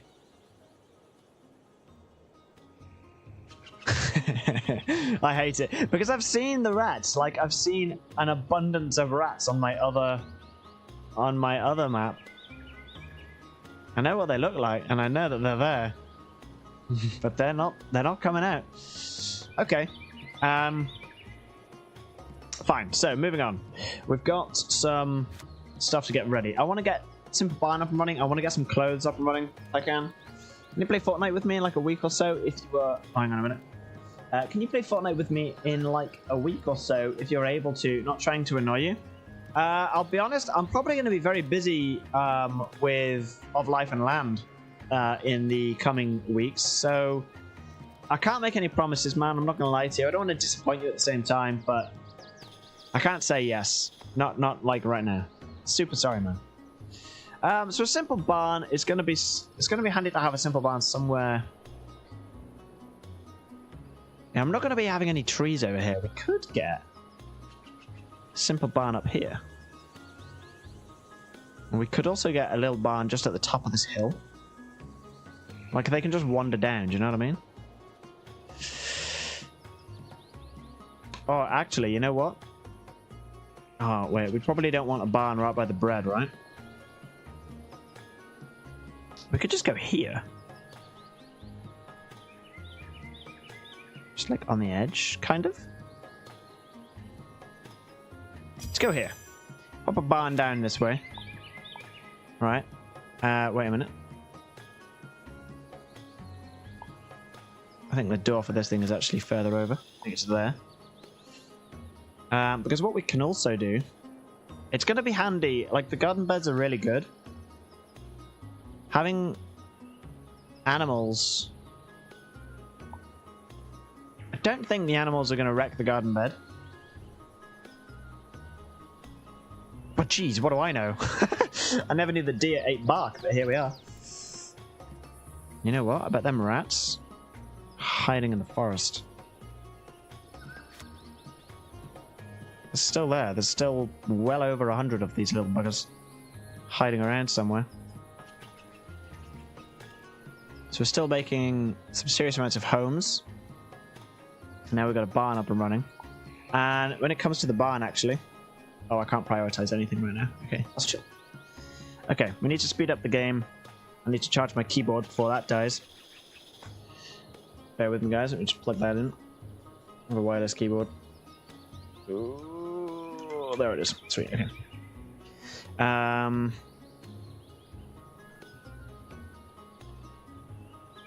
Okay, speed up the game. Let's get some stuff built. Houses are built. Here's winter. Speed up, let's go to daytime winter. Okay, here we go. So this is the situation of winter. So you don't really get your garden beds way too cold. Or it's certainly getting too cold. That's rising throughout the day. And then look at it just plummeting at night. My goodness. And it does not come as high the next day. And it just drops further. So we're mega getting into winter here. We've got ragged bits and bobs though. So we're okay. First winter, the first snowfall. People check the storage for food and available materials. Hopefully we will survive the cold season. Just fingers crossed. We're doing okay for food, and people will like manage, I guess. Speed up the day. Let's just get to where people leave their homes. Okay, here we go. So you, for example, so average health. Energy reserves can be useful, especially in winter. So that's super helpful. Super helpful. See you next Fortnite Live. All right, man. No worries. That'll be next Friday, by the way. Next Friday, 6 p.m. Next Fortnite Live. Okay, so simple barn. Let's take a look at this then, right? So we've currently got a vacant position here. In terms of housing, there's nobody chilling out up here. You choose the animal, by the way, that you want to have in your barn. And obviously, each one is only going to give you certain resources, right? But the sheep will give us wool, which is why we're going to want sheep. It'll also give us meat, and that is if population control is selected. I'm going to pause that for a minute because the sheep population is not at a concerning stage. It's actually quite nicely low at the moment. If that creeps up, I'm probably going to go ahead and start taking them out. And then providing food. So they'll get fed grass and then bark roots and sprouts, and they'll produce milk. And then they can also be provided water. And then I don't know what that is there, actually. I haven't got a clue what that is. Huh. We'll see, I suppose. Alright. We need to hire someone.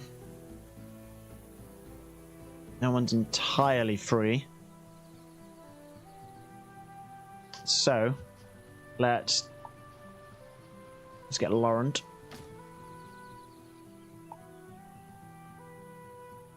Laurent can come and work over here.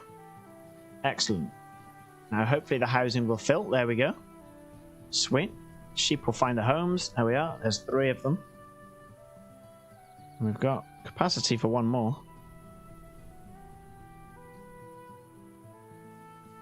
And now we're getting wool. Excellent. Fantastic stuff.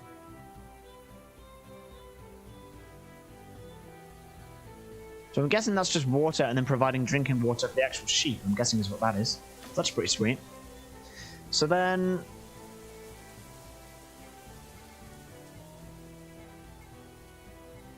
I guess it's just a case of surviving winter, right? So the food reserves are super duper low right now. This is where it could be helpful, actually, to go hunting. So that we can just kill off some of the deer. The trees have died. That's craziness. I bet, yeah, you know what? I bet rat populations dropped massively. Yeah, there it is. And that's obviously because rats struggle to survive in the winter. So they'll just disappear. I'm going to go ahead and grab the deer from over here. I'm going to go and set up a little, like, hunter's lodge. Sort of over this way.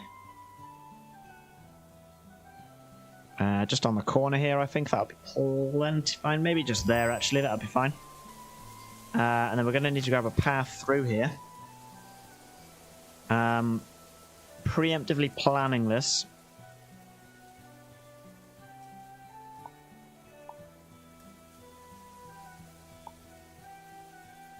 What is that? I've just spotted that. Whoops. This is Grey Wolf Den. Oh dear. There are wolves in this as well by the look of it. Oh no. Capacity 0 of 6. Excellent. We'll just wait for that path to be built. This is going to be removed. In fact, that could be done relatively quick, because if I sack Erica from that one, put her in this one. Sweet. Speed up the game a little bit. She's now working at that one. We can get rid of this one. And we can get a path in just there. Sweet. This is probably being built. We just need some stone.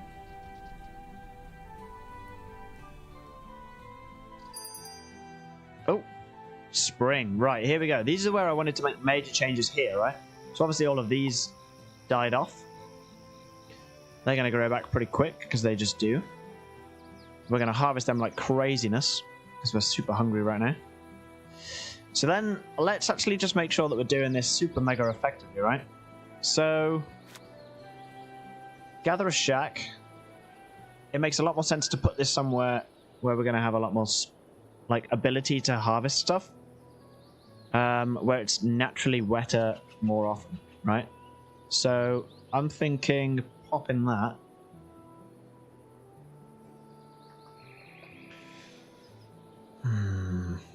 Just here. We're going to take a path from there to there. What we're then going to do is the grass and the wheat are...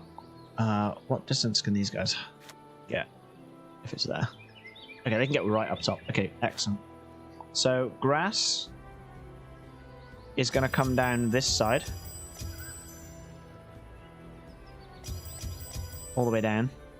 And it's already over this way anyway. What we're then going to do is we're going to have 2 rows of bushes back here.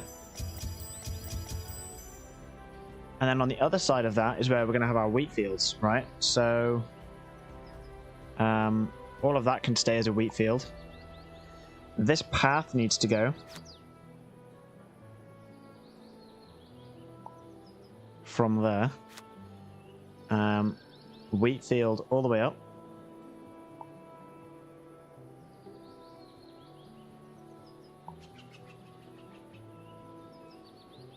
And probably not to there actually, but this path is now going to be going... It's going to hug all the way over here basically.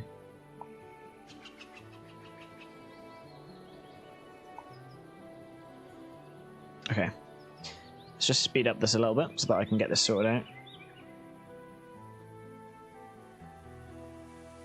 Where's the hunter shack coming along? That's done. I need to hire somebody for that. Nobody's really free.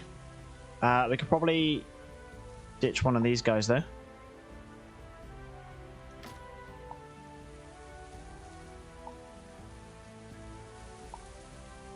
Sack Luca from that one, put Luca in this one.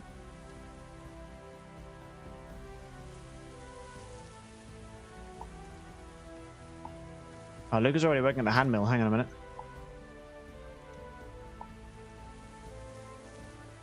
What's going on there? Okay, Petra's not working anywhere.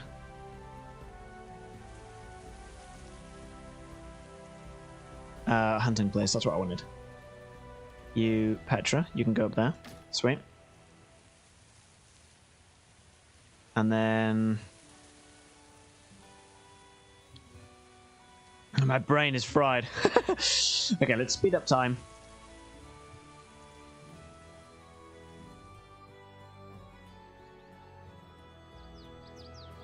This is all looking much better. We're getting there. Oh, wait a minute. Have I put this as a wheat place? A wheat field, yeah, shoot. Okay. There should be a path. Okay, so our path is going to go right over to there. This is now up and running. We're going to sack off these guys. Matilda, Jaylee, Jasmine.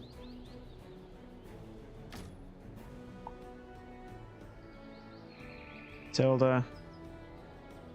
Oh, Vaylee, sorry. Vaylee, Valley, and Jasmine. Okay. So then I'm going to go in there.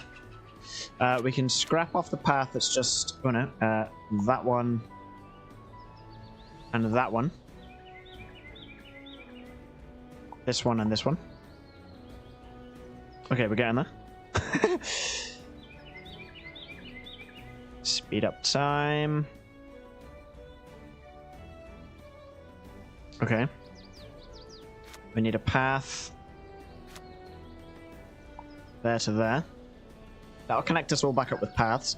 Then we want wheat field.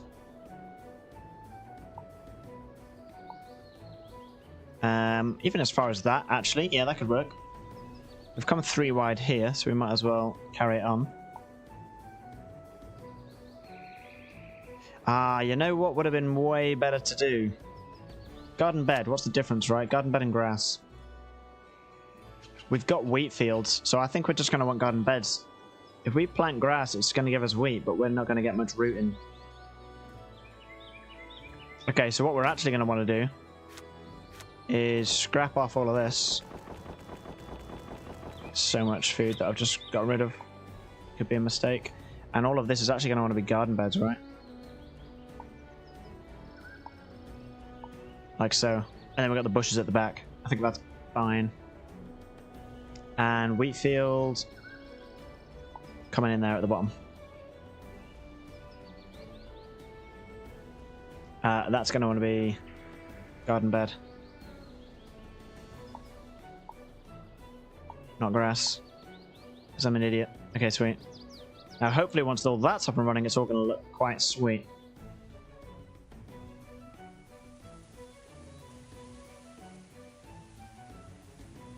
And long term, we'll just get a path coming up here. But I just needed the rudimentary tailoring table to stay up for now. This is going to change our growth massively. We're like halfway through summer already, which is nuts. Food is seriously taking its toll. We've got workers. We're just... yeah, I think it's just because we're still planting stuff, which is absolutely fine. These guys are probably all rushed off their feet, manic busy right now. Yeah, 100%. Okay. How is this guy doing? Because our problem... oh, he's got some leather. Nice. What's happening with the population of deer? Yeah, that's coming down soundly. Raccoon, European hare. Okay, let's just take a look at tasks this guy does. Just red deer. Oh, okay. Okay, can we add rats to this?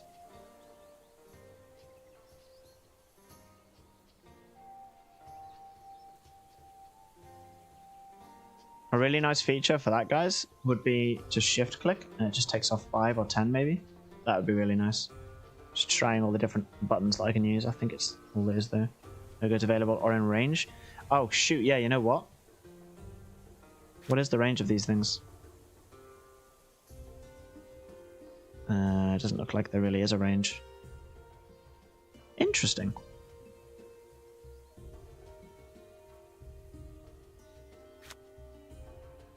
Large contains basic tools to track and gut animals. Hunting can provide large amounts of food and resources, but it can upset the balance of nature if it becomes excessive. Exactly. That's why we're not going to do it.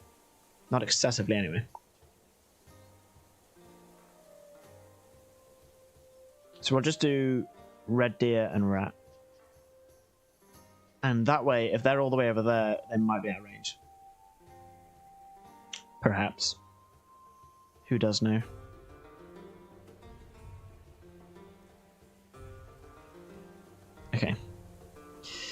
Speeding up time. Hopefully a lot of this is going to get planted very soon.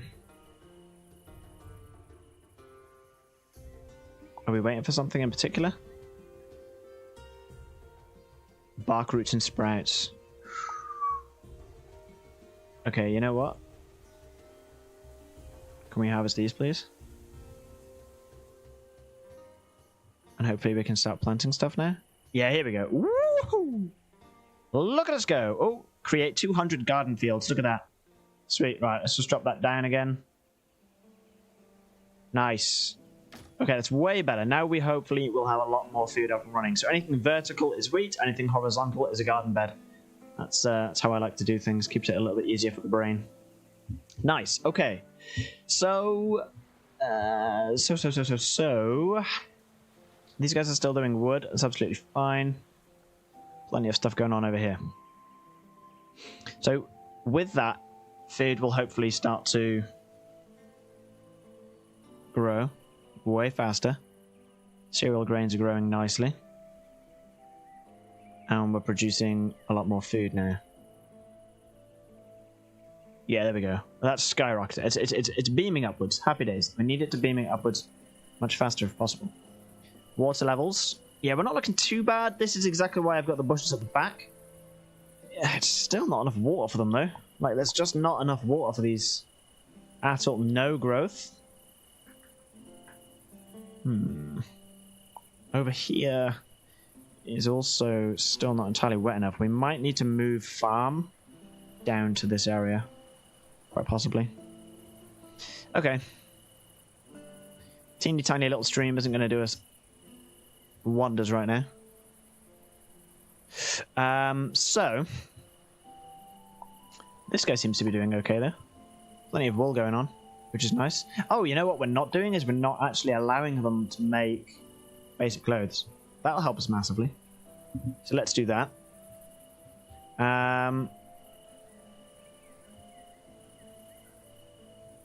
Okay.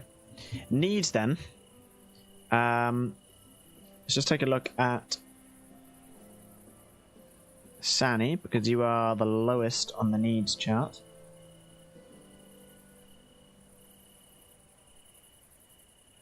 Food, yeah, that's fair. Clothes. She doesn't want to be dirty.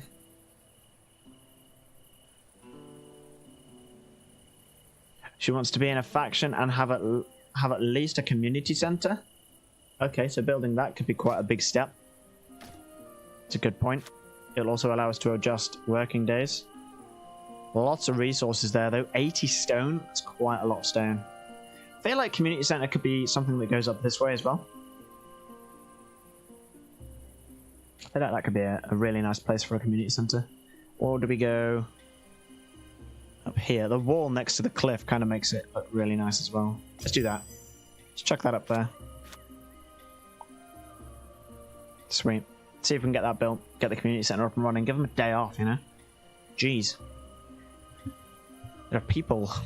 We're also, wowzers, mega low on water. So maybe a well on like maximum priority could be an idea.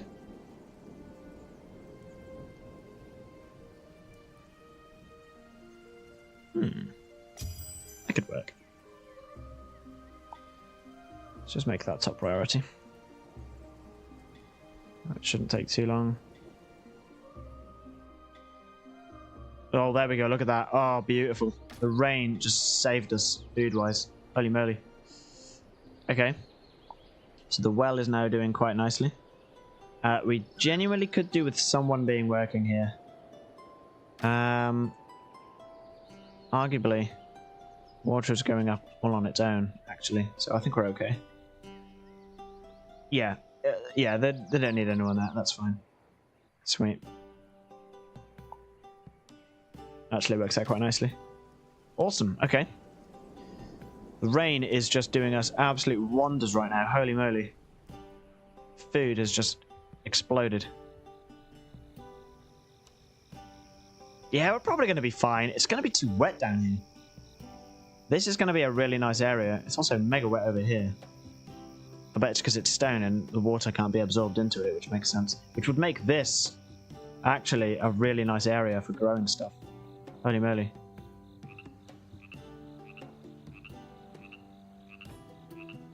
Interesting to think that this isn't a massively...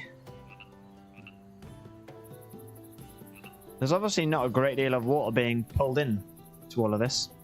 Although I suppose the roots would be taking up a lot of that water. So that also makes sense. So I wonder what effect it would have if these trees weren't here.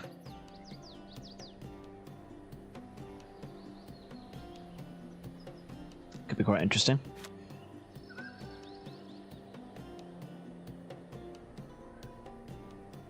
Let's go ahead and pop this guy down over here. Right. We're going to... Okay, it's Conrad that's working at it. And nobody's working at those. That's chill. It's going to affect this. Oh no, we only need stone, so that's pretty sweet as well. Let's just get that as a priority. And it's Conrad that's going to be working here.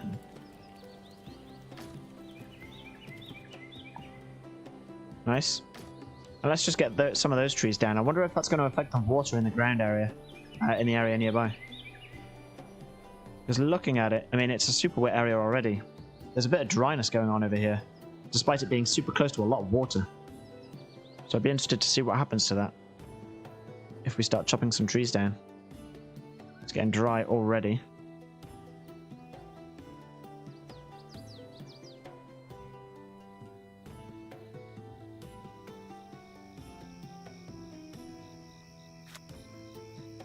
Check the deer population. It's not looking too bad. The rat population kind of went up a little bit there as well, but we've sort of tried to bring that down ever so slightly.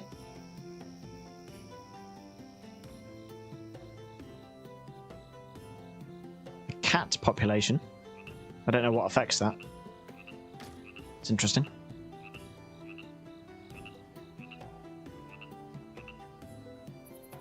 Just need that community centre built now, really. What have we got left? 41 stone. Where are we up to? 0. 1. Okay, well we got clothes now, which is actually mint. Yeah, these guys are looking way happier.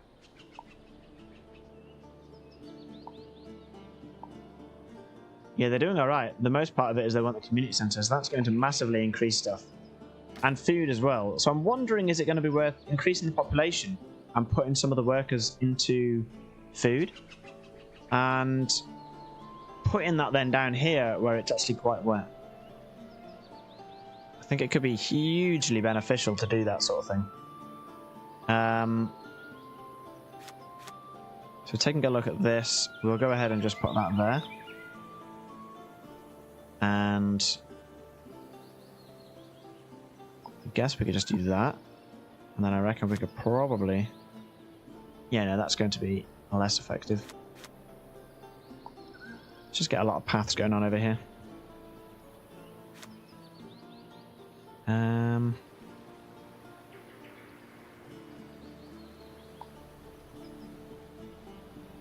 I'll imagine right next to this water, it's going to be too wet. So I think I'm going to be okay to bring the path all the way along this. And then I'll probably just wait until we get the farm. And then I'll bung up the farm down here. Yeah. Definitely the plan. Okay. Lots of bark and roots over here now though, which is really nice. Nice, nice. Speed up time, we're going to hit winter any second. There it is. A lot of our food is going to go amiss there. Speed our way through winter, hopefully.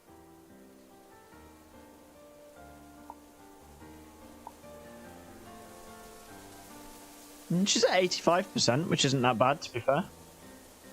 She's obviously doing something. I'm not seeing a great deal of meat being pushed through the area, mind. Red deer during the winter. Very interesting. Rats just take an absolute plummet during winter. There's just not much meat coming through.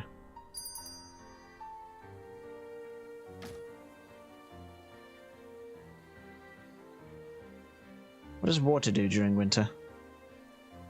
Yeah, okay. Kind of makes sense. Makes sense that it would get wetter with the snow. Yeah, super wet. Oh my goodness. Wowzers, look at how much that is putting moisture into the land. It's madness. Nobody's unhappy, which is really nice to see. They're still surviving. There we go. End of the season. Springtime. Okay. There was an icy wind whistles through the houses of the town, and the people's clouds of breath seemed thicker than usual, so it was a cold one. That's chill. That's chill. We've got some quests going on here as well. A reason to celebrate. Greetings. A year ago we arrived here in Kerzoven. We have achieved so much since then. This deserves a big celebration. Can you help me with the preparations? I certainly can.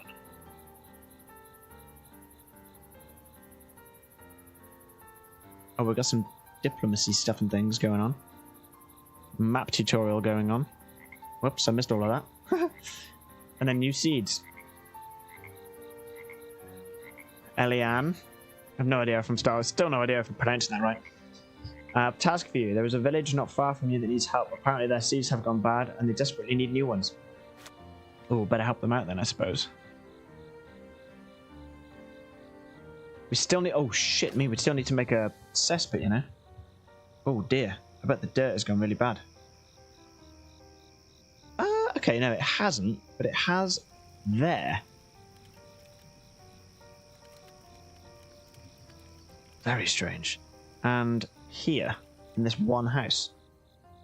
Nutrient rich in this surrounding kind of area. Okay, a cesspit is going to be something that we're going to want to just throw somewhere that we're never really going to want to go again. So, let's get to daytime. Sweet. Where are we never going to want to go again? Like, all the way over here?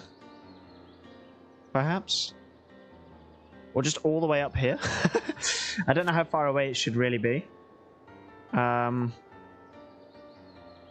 People can dispose of all their dirt and the animals here. And the animals here. Few it stinks. We better build a pit a little away from houses. In demand for agriculture. Okay. So... somewhere that's not, like, crazily polluted. Or rather, if it gets crazily polluted, it can be sorted out, I guess.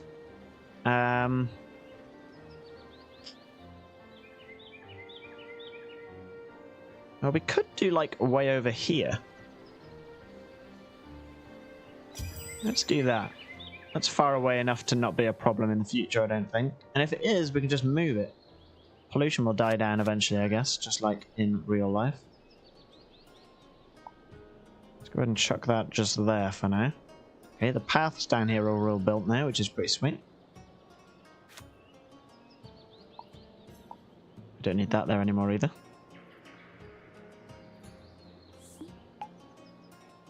What was that? Oh, cesspit's been made. Sweet. And I'll imagine they're all gonna... Yeah, dirt is... Oh, it's going down now. So that's the agriculture. Using that. Oh, no, there it is. It's gone up again. 54, 49.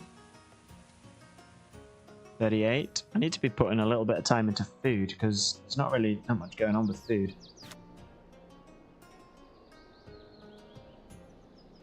Oh, I completed that one. Nice. Okay. Possible immigration. Yeah. Margaret. We'll definitely have Margaret joining the ranks of Crowvale. Where can she be? In another gathering house? Should we get another gatherer shack just down here temporarily?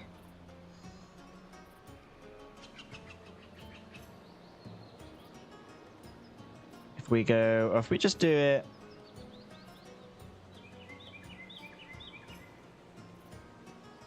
to there, let's say. Path from the front. And garden beds there. Wheat field there.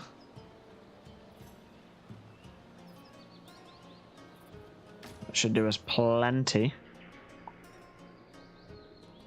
Margaret can go there provisionally. Let's see what we can do to get all of that grown as much as possible. Okay, it's up and running. Now we're just going to be waiting on a lot of roots, which we don't have any of. Oh no, we got a little bit of it.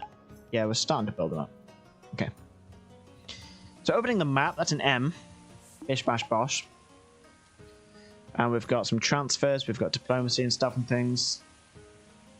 Requires 10 bread and 3,600 work effort to discover this location. Okay, we'll do that.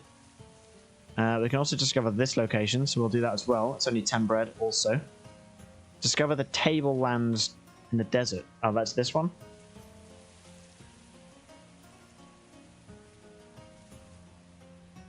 Yeah, it's got to be that one. Surely, right? Okay. So then at this point, we're just pretty much waiting for this farmland down here to just be built. Actually, these branches. Oh, wait. We don't have anyone working up here. Whoops. Oh, we've also got community center now. So let's just adjust the schedule, right? I wouldn't want to work a 12-hour day, so I'm just going to put all of these down to 10. We'll give them half a day on a Saturday and a day off on a Sunday for now. We're still setting some stuff up, right? I'm a generous mayor, I guess. Guess that's what I would be. I don't know.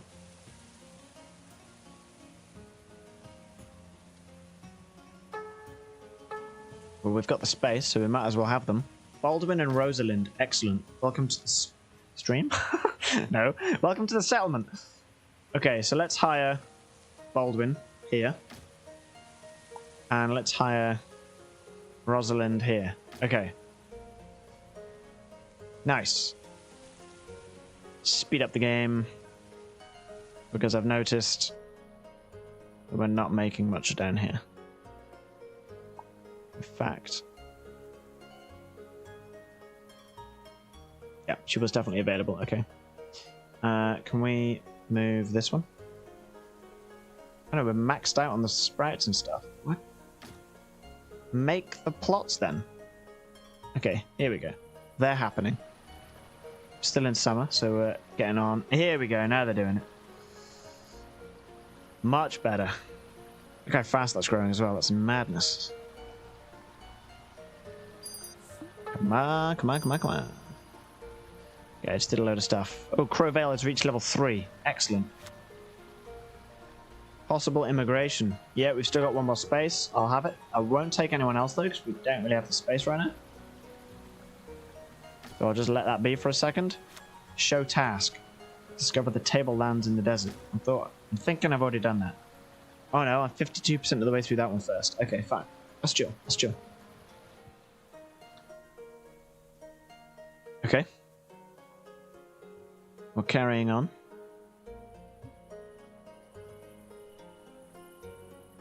Still haven't built a path down here, which is quite interesting. Oh, I've discovered the hills. Tin deposit and lead deposits over here. And we can change the map.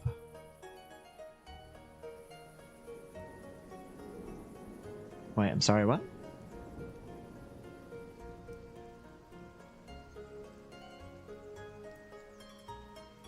Alright. It's a freaking cool tree. Ancient tree? Holy crap. That's awesome. It's got a lot of wood. Oh, very, very cool area that. Look at this place. Wicked. Mushroom circle. What? No way. Lead deposits down this way. Okay, this is super interesting. We've got some serious expanding to be going on down this way. Holy moly.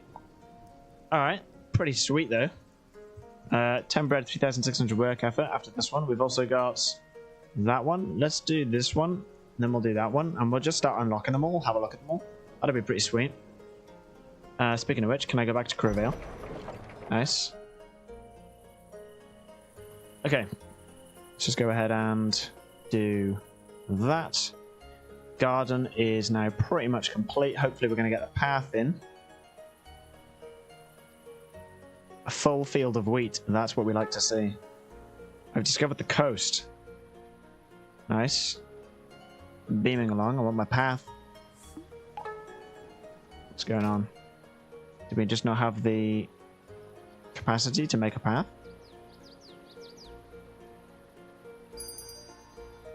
Okay, they've had a day off on Sunday. Even though we're still harvesting stuff. It's kind of weird. Okay, we've discovered the mountains. Alright, let's go and have a look at some of these maps then. So we've got the tablelands. So they've got copper deposit going on.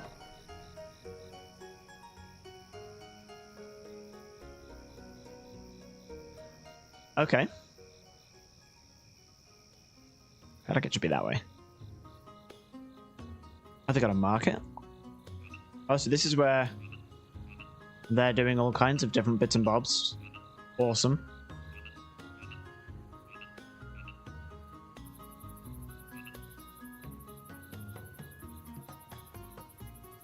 Okay, okay. So they've got a little cool little area going on. It's quite a neat little map, this is. Okay. So they're just like at the top of this entire area. There's copper here.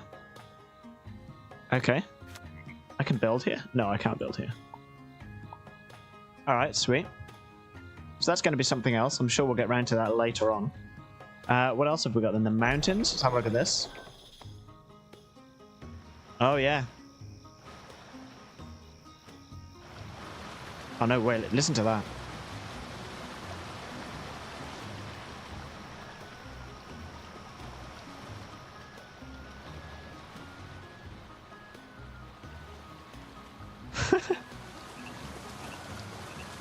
Oh, I love the little...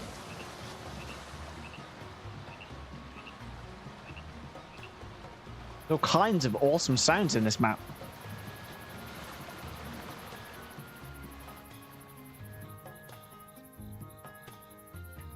Seriously, seriously, seriously rocky over here.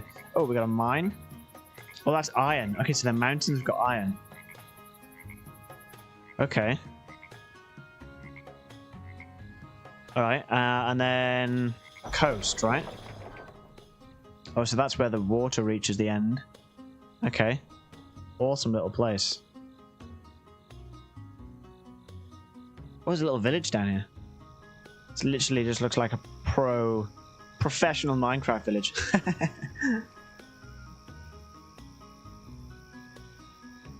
That's a watermill? No way, that's awesome.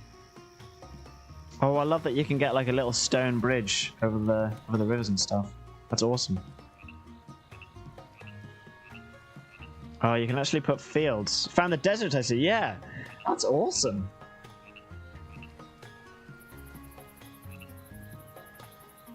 Shrines. You can get little pastures. Never thought of doing that. That's kind of genius.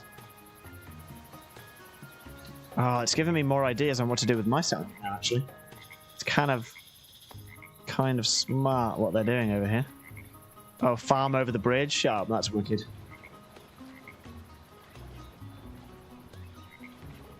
Yeah. Yeah, I rate that.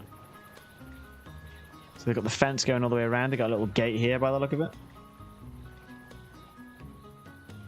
Yeah, okay, I see.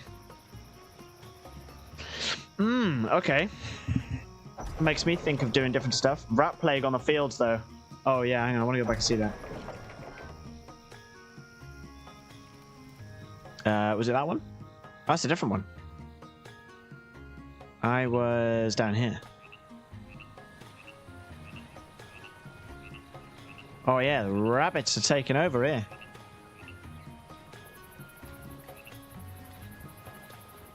What is that? Oh no, that's the rat. There's a teeny tiny little rat just sleeping there. Rats and hares going crazy. Oh, look at the rats. They're tiny. Alright, sweet. So that's pretty cool. That's pretty cool. So there's all kinds of different stuff going on here. This is where we can get more lead as well. And we've got the tablelands down there as well. Okay, fine. So we've got all kinds of crazy stuff going on. We can actually set up trade agreements with all of these places. And we've got 100 gold. Oh, so that's their wealth. Oh, so the coast is very wealthy. That other one in the coast is not so healthy. Sorry, wealthy. Okay, fine. We've got some good stuff going on. So trade agreement. Open the diplomacy menu and try to negotiate a treaty. Requested and provided goods are stored in a community center. Okay.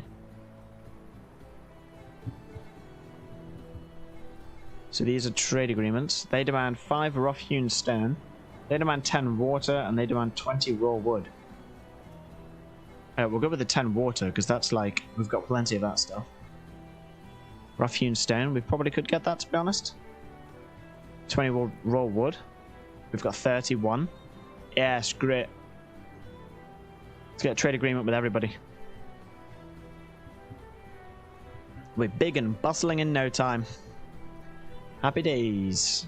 Okay, let's just get to daytime. Oh, agreements have been signed. Yep, sure. Okay. It is now making me think a little differently on how I want to do... I want to have a look at this barn building then. Simple barn. So we've got access at the front, a trade agreement, but that is it. So how did that other place do that neat little, was it the mountains or was it the tablelands? No, it was the hills, wasn't it? How did they... No, it wasn't that one, it was the coast.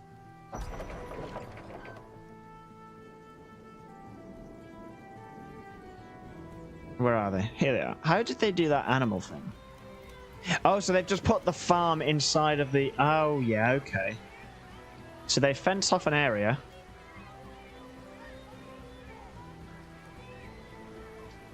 Gotcha.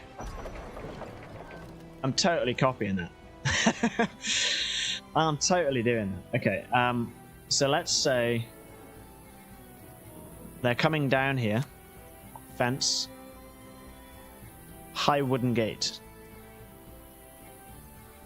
As soon as they're down here, boom. Fence, right? And then we're going to come out as far as here. Let's figure out where we're going to put the gate in. Because we can come down behind this. Don't think I need to do one back there.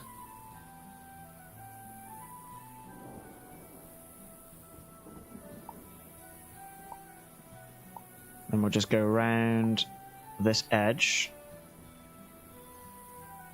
Come to there.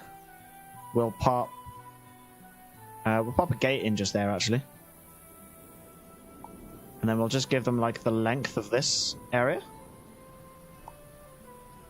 To do some bits. Possibly just pop a gate at the end there as well, right? And then the path is effectively going to come out this way, and then that's how that's going to carry on through there, right? And then I guess they're going to want like a grass field, I suppose. So if we then just grab them a load of grass.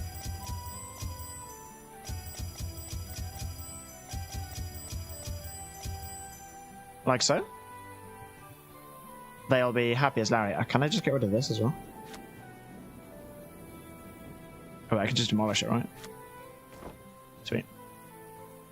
And then that will effectively be our little sheep place.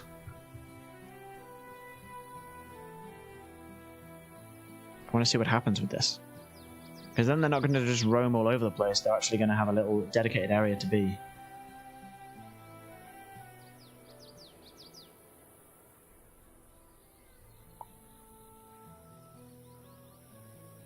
Yeah, this is going to be cute as, man. Look at this. Oh, it's winter. Shit. Oh, did I not put a gate in here? Oh, bugger. Oops. That's on me. That's on me. Continue. Okay, there we go. Now, have I accidentally just shut all my sheep out? Damn it. I think I might have. Oh, no. I got...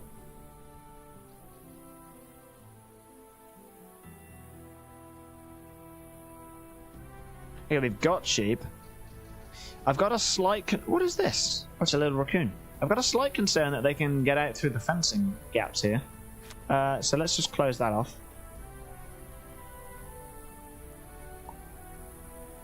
I don't think it's going to let me build there, actually. Or is it? No, I don't think it is.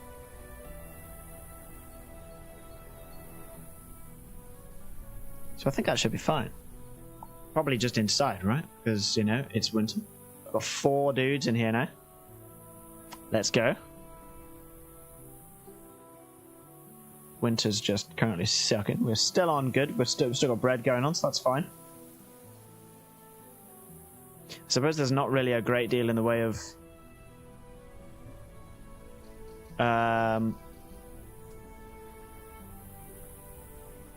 no, they are here. I just want to know if they can get out anywhere. No, we're good, we're good. Yeah, boy. Yeah, 4 sheep in our field. Let's go. That's awesome. So people can walk through and do whatever they want, but sheep, yep, they're stuck in here. When they go inside, they're inside. Oh, nice.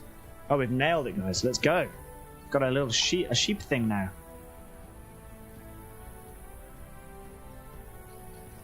Okay, so population control. Max 3. I don't think I want to be doing that. Sheep population are pretty down anyway, so let's just keep an eye on them and look after them a little bit, I think. What is this thing doing here? Raccoon. One thing that I was going to mention is that it doesn't actually say what effect animals have on what. So, like if example, if I was to kill off all of the cats, what would happen to the other population? Or if I was to kill off all the raccoons, what would happen to the other populations? There's no... From what I've seen, there's no details anywhere on how that works. I think it'd be quite neat to see that. I don't know if there's a feature later in the game. I don't know, like if there's a library to do research maybe, because I know like it is quite early on. And what was the year, like 1020 or something like that in the game? So I don't know, is there a building that you can unlock later on, allows you to do research into creatures and stuff? That'd be quite a cool little thing to see, I reckon. We need a pottery then. But we need surface water. Surface water 12, well 1. Okay, so it is quite close to the well. Kind of makes sense. Kind of feel like I want to chuck that in the corner. And then, can I actually change the location of the well? Can we chuck the well here? I feel like that's going to be a really neat little place to have it. And then that can just go there. And then can we just delete this well? Sweet. That'd be pretty cool. I'm also going to need to start making some more homes as well. That'd be pretty neat.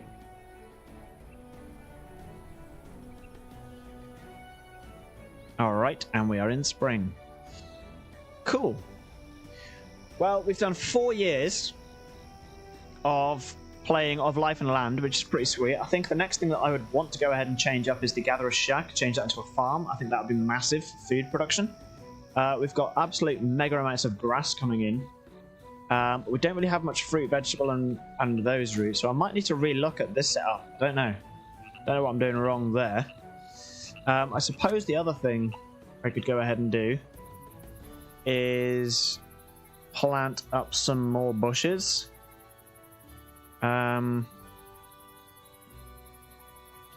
Sort of on the edges, so like where there's not as much water. We could just border the farm with those there. I think that could be quite cool.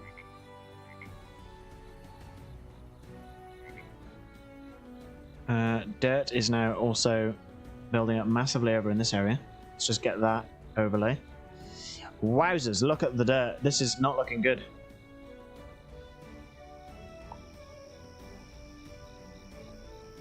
Food. Desperate in need of food. Interesting. Yeah, and that's going to be the farm. So that's going to be the next building that I would probably then go ahead and make. So that's like core gameplay on Of Life and Land for you there, guys. Let's just go ahead and let you finish up in daytime because it's absolutely stunning. It's an absolutely beautiful game. I fully recommend anyone that wants to give this a bash to give it a bash because it is absolutely gorgeous. I mean, look at that.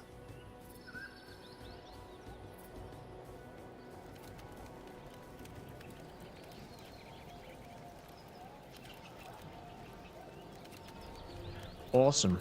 You get some really cool cinematic shots with this, with the camera system and how the camera system works.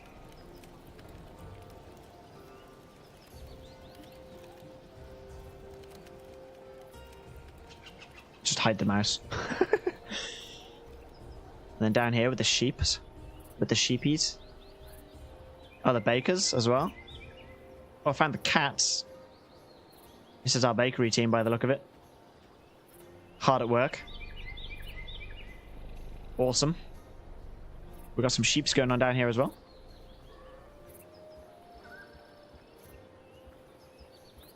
I love that. Oh. Just have the sheep as a time lapse. That'd be wicked. Yeah, awesome stuff. I want to check out the map editor. Actually. I want to see how that works. So let's go ahead and save this as first look. For now, that'll be fine. I'll show you guys, actually, let me show you guys what I did on, yeah, save this one. Let's have a look at Nook, right? So this is the one I was just doing, sort of in my own time. And this is as far as I got with this. Now, this is a way bigger settlement. Got some more kinds of cars. I've got 60 people in this settlement. It's going nuts. I've got some good food going on. I've got like crazy amounts of resources going on. Clothes coming out of all kinds of places. It's awesome. And when you get these farms up and running, my god, they are effective. They are awesome. We've got some cool little small cabins. I think over here I've got the next tier of cabin as well. The big cabins. Let's go ahead. Take this to daytime. Look at those.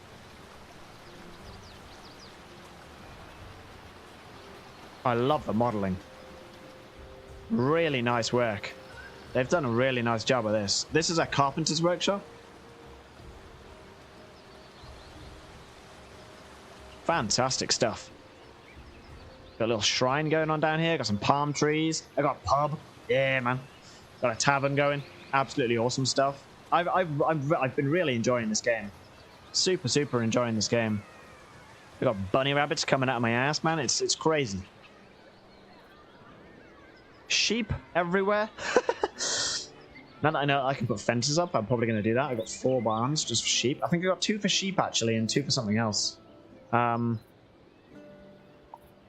have we actually got? We've got sheep in that one, sheep in that one. Oh wait, it's sheep and cows. That's right. Yeah. I think all the cows are inside. Possibly. I have no idea. They're going to be somewhere, I reckon. But yeah, I'm really enjoying this game. I've got a little fishing hut going on. I've got a hunter's hut down here. Copper and bronze forge. We've got mines going on. Simple smelter there. And I think over here as well. Following this path all the way down this way. Simple smelter up there. Absolutely rocks of stuff.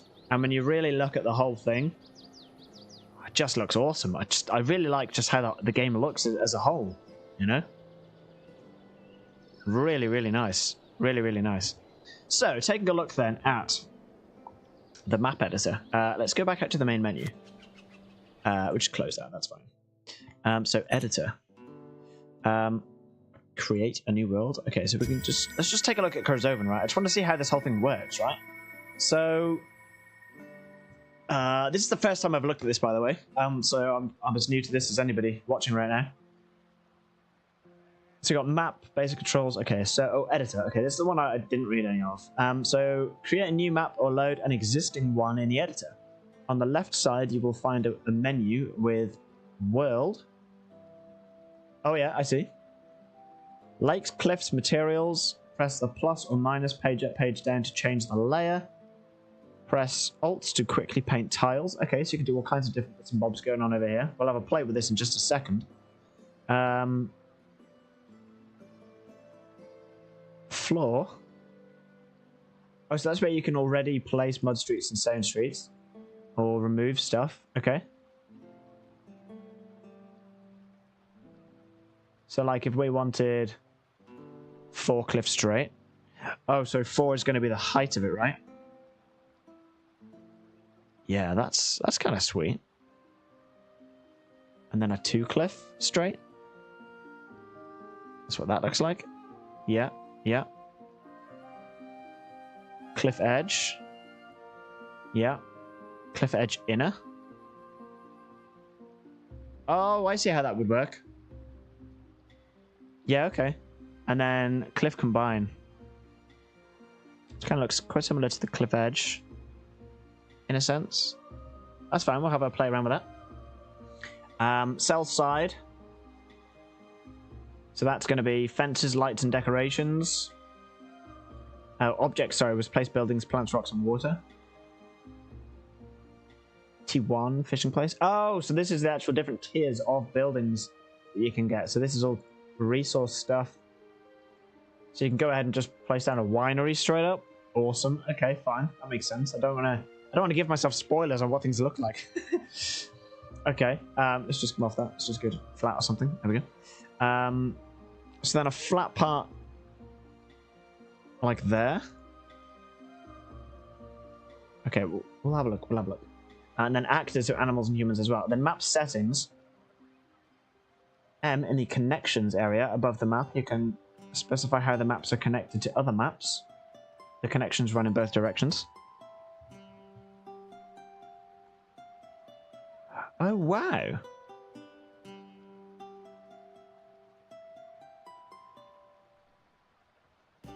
Oh, so you could have the tablelands connecting to the mountains.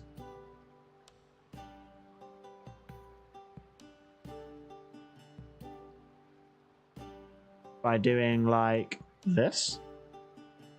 Yeah. There you go. Okay, that makes a lot of sense. So then to get rid of that, yeah, you just double click on that. Okay, that's fine. Oh, that's really cool. So you can see how you can actually get to all these different places.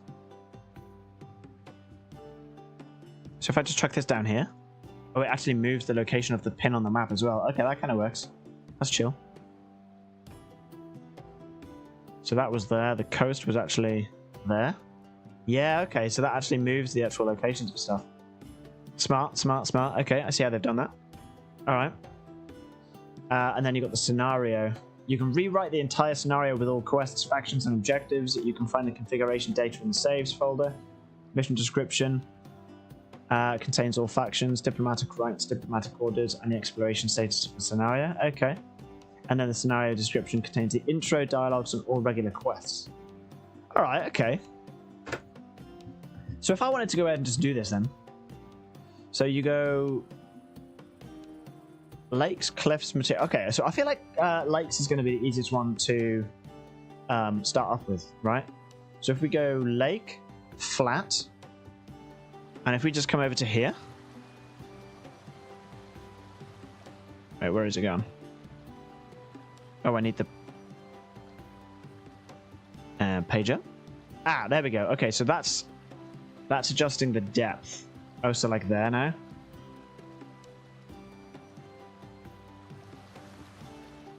Oh, it's all the way down there.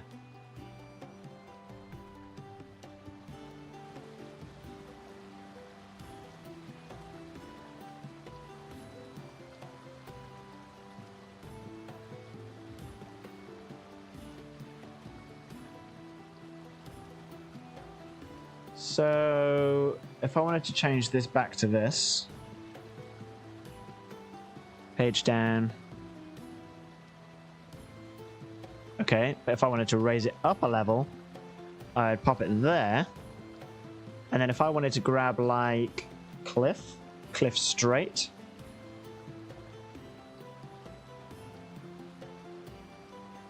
Okay, so I probably can't chuck a cliff in right there.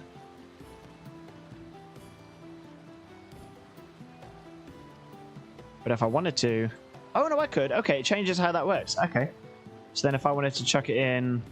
where's it gone? Do I need to page up? Nope. Or cliff edge.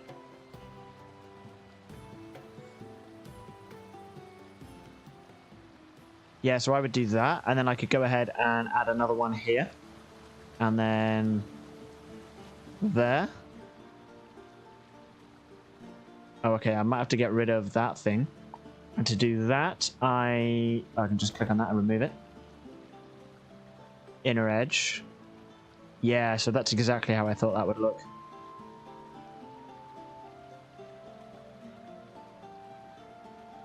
Yeah, okay. And then I could just chuck another one on there, for example. So then if I want to cliff inner...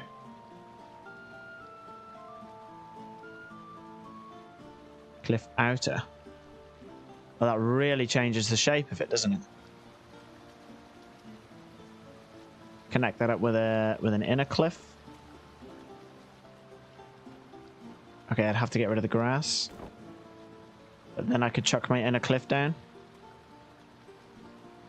Yeah, I see how this works. Okay, so you're almost just chucking in chunks of, like, cliff area, pretty much.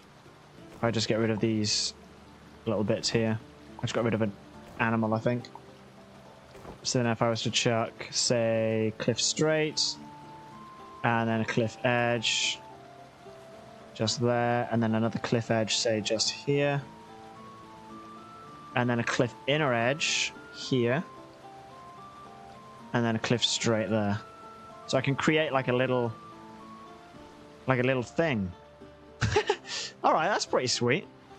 So you can just create rocks and mountains, and then the whole map is just pieced together with that. So how does the stream work then? So if we wanted to edit the stream here, let's say that the stream came down here, and it shut off this way and just carried on going and then joined over this way, right? So I would actually go world,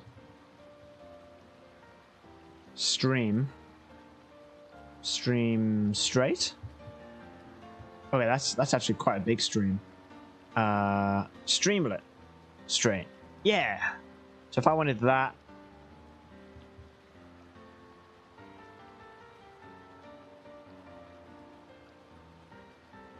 okay, so I would just do these all the way along.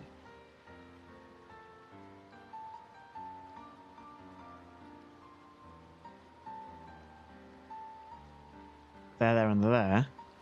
Then there's obviously a little section here that you can make. So streamlet waterfall. That needs to go down one. No. Streamlet spring. No. That would be there, by the way. Streamlet waterfall. No. Oh, streamlet edge. Yeah, that's... Okay, so that would go like that. Streamlet straight. Would connect that up. So then you would...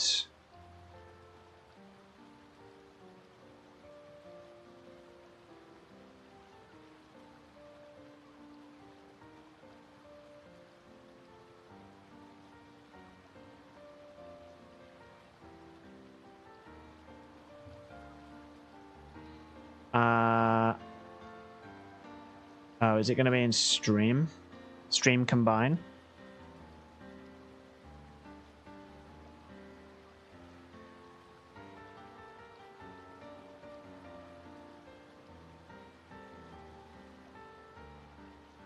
Ah, so that's what I would need over here.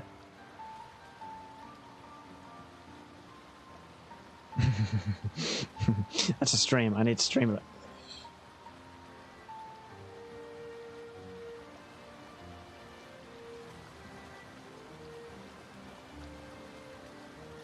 That's lake combine. That's... Oh yeah, I see. I think. Oh no, that's actually lakes. Okay. That's stone to streamlets. No, it's not to do with the floor. It's something to do with world. Okay. Stream, spring, stream, edge, stream, streamlet straight. Hang on, let's get rid of that. Let's get rid of all the growth bits because I can actually put the full thing in. Let's get rid of that. Let's get rid of this. Let's just go stream. I'm just trying to think of what I'm trying to see here.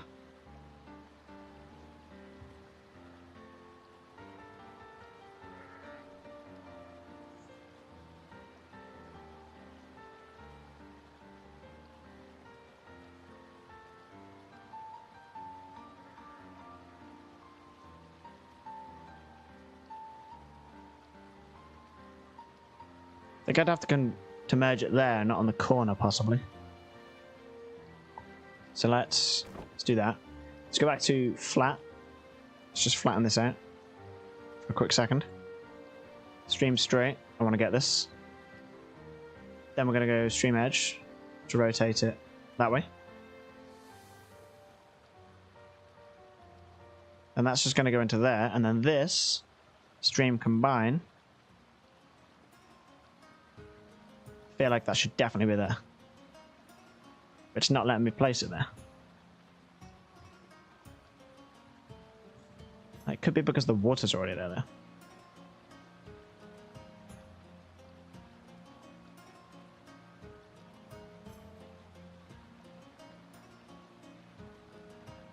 So would I then need to... I can get the straights back in. Streamlet straight.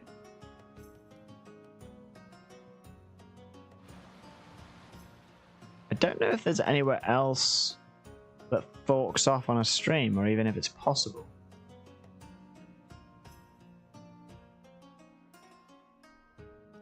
Because this just goes... See, like, what have they placed there? They've obviously placed something in here. Oh, shoot. What have I done here? Oops. You, flat. Let's take a look at this.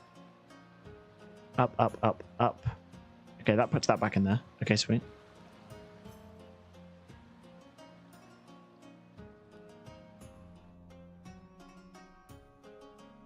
Ah, okay, so that's probably the thing that I'm trying to place in at the moment.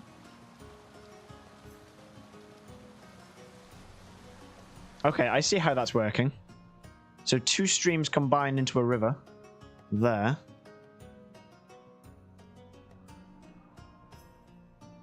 Big old streamlet there. These 2 go, but they don't really go to anything. This is where this is again. So they're merging onto 2. So that's how 2 can become 1. That kind of makes sense, but then you can get 1 into 1 here. So I want to know what part this is here. So world... Is it stream... straight? Where's my part of the map? There. So if we've got... I need to... So that would be there. That is the same as that. Okay, so then streamlet straight. That's definitely going to go there. I love that you can change which way around you have it. That's quite cool. The edge, in my opinion, isn't an edge. It's a corner. But that's chill. A spring is as advertised. But I can't place over this, interestingly.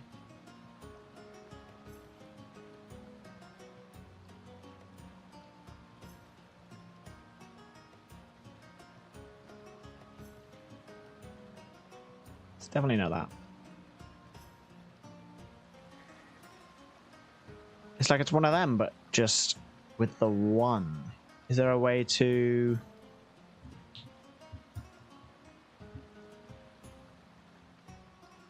Lakes, cliffs, material. Press plus, minus, page up, page down to change the layer. Press Alt to quickly paint tiles. Okay.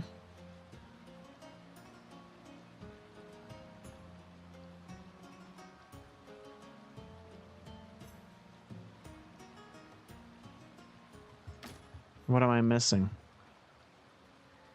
Kerzoven, are you hanging out in the chat there? Oh. Changes the visual season. Changes the visual daytime. Okay, no, that's definitely not what I want. Let's put that back in there. So the only thing I'm struggling to get to grips with, is there a junction for this? Because I can't change this. Presumably because there's water. Or is it because the daytime is... No.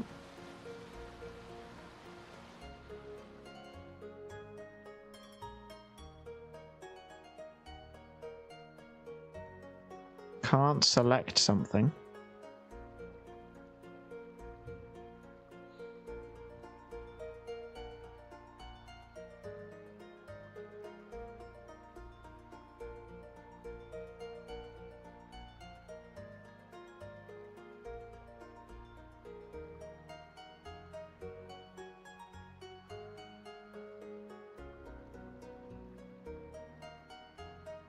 Streamlets cannot join at the moment, only into rivers. Alright, that's fine. That explains the confusion there. So what would I have to do then to join this stream? Sorry, this streamlet into the stream? Or is that what you're saying isn't possible at the moment?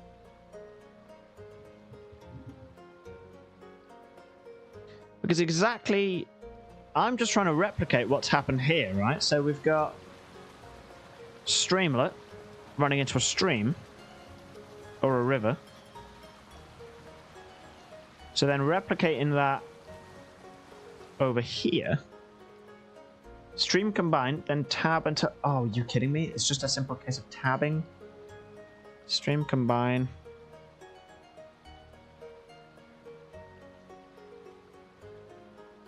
Oh, you're kidding me. That is actually the right thing as well. Okay, that would actually be the part that I would need. So then does stream straight have...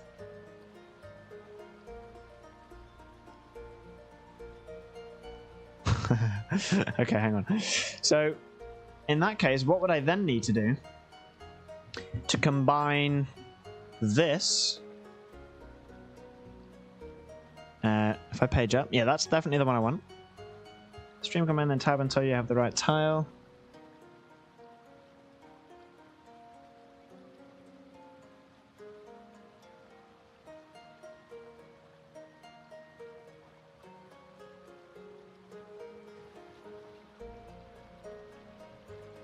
That's where the water would be coming in from. So have I got to put that in the right way?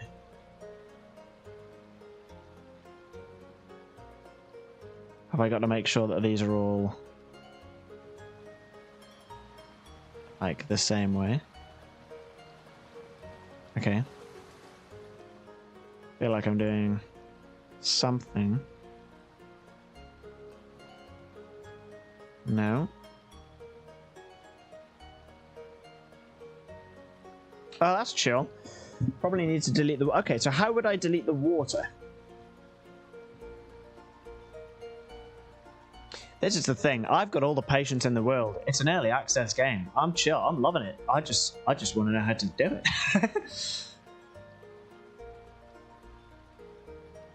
The tile looks correct. Okay, sweet. So I'm fairly certain it's not that one.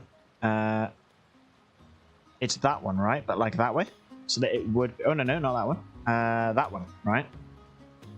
So that's definitely the tile piece I need. Select objects and mortal water, delete, press delete. Okay, objects.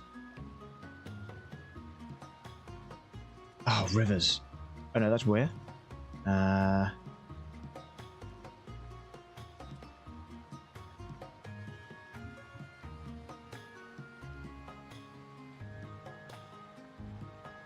Okay, objects.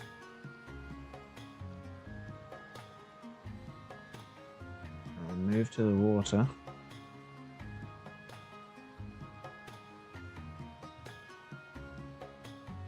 Oh, select any object, does not matter.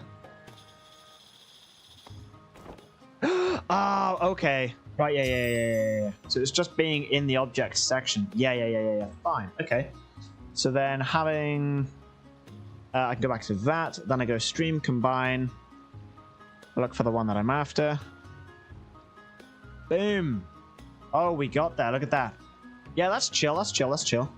Okay. So then... If I just press play, the water continues. No. So then we would need to then add the water back in, right? So...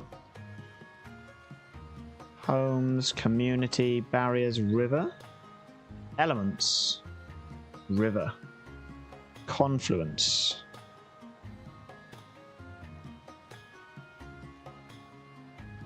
Okay, this is going to need to be the right one.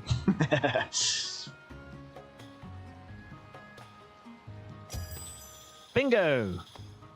Yeah! Okay.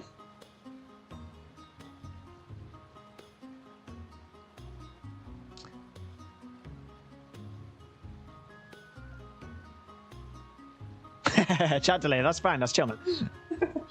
Oh man, we got there.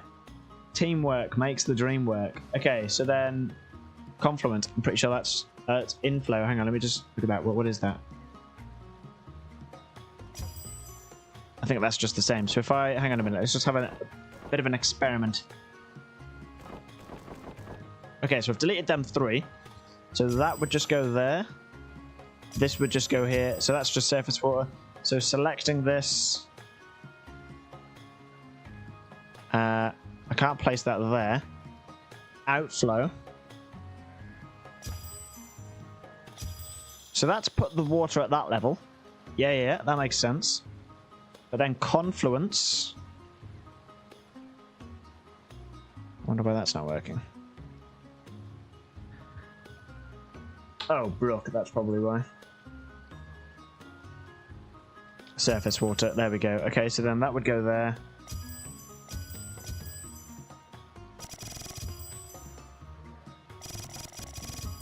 Okay, so streams can't join together. That's fine. That's chill. And then we want that confluence on the river. Different type. Rotate. There. Oh, I did a thing. All right, I'm happy. Yep, I'm pretty chill about that. That's fine. I am also A-okay with these not joining for now. That's absolutely chill. Unless I was just an absolute melon. Yeah, no, it's just the 2 types. Let me just double check the edge. Doesn't have any more types. Nope, spring.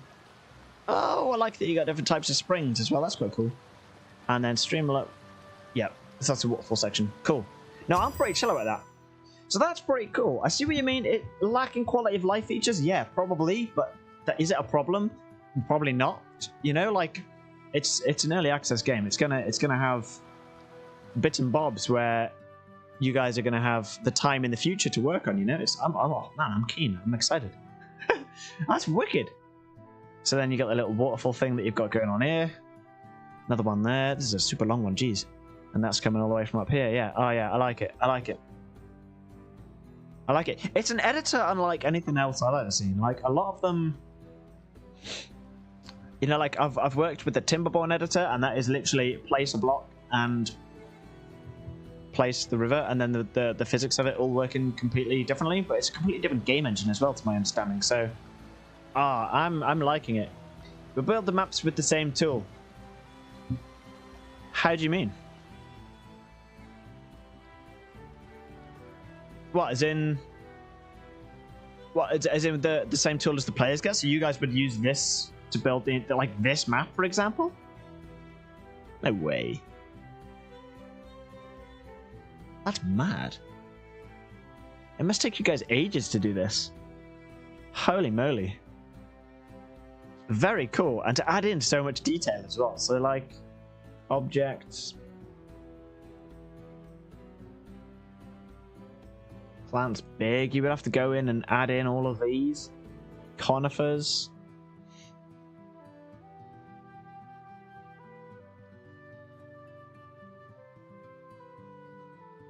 This editor you have, we create the map in.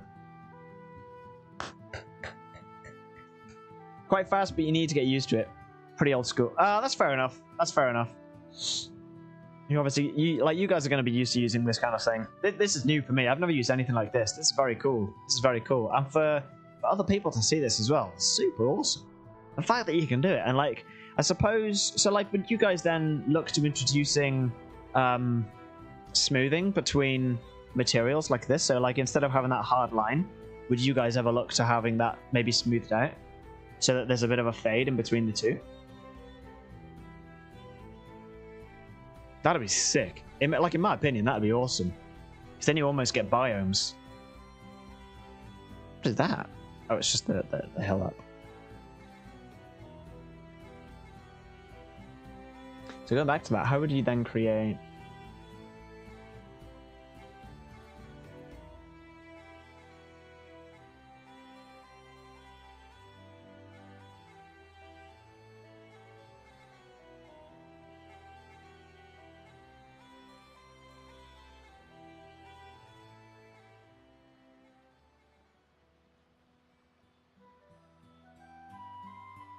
Ah, that's how you do those.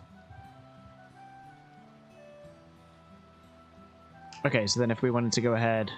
Okay, so is there a way, if I just select this, I guess I can just... Or is it world I do that with? Let's see. Gotta select something, right? Yeah, here we go, okay. So if I just clear out this area here super quick...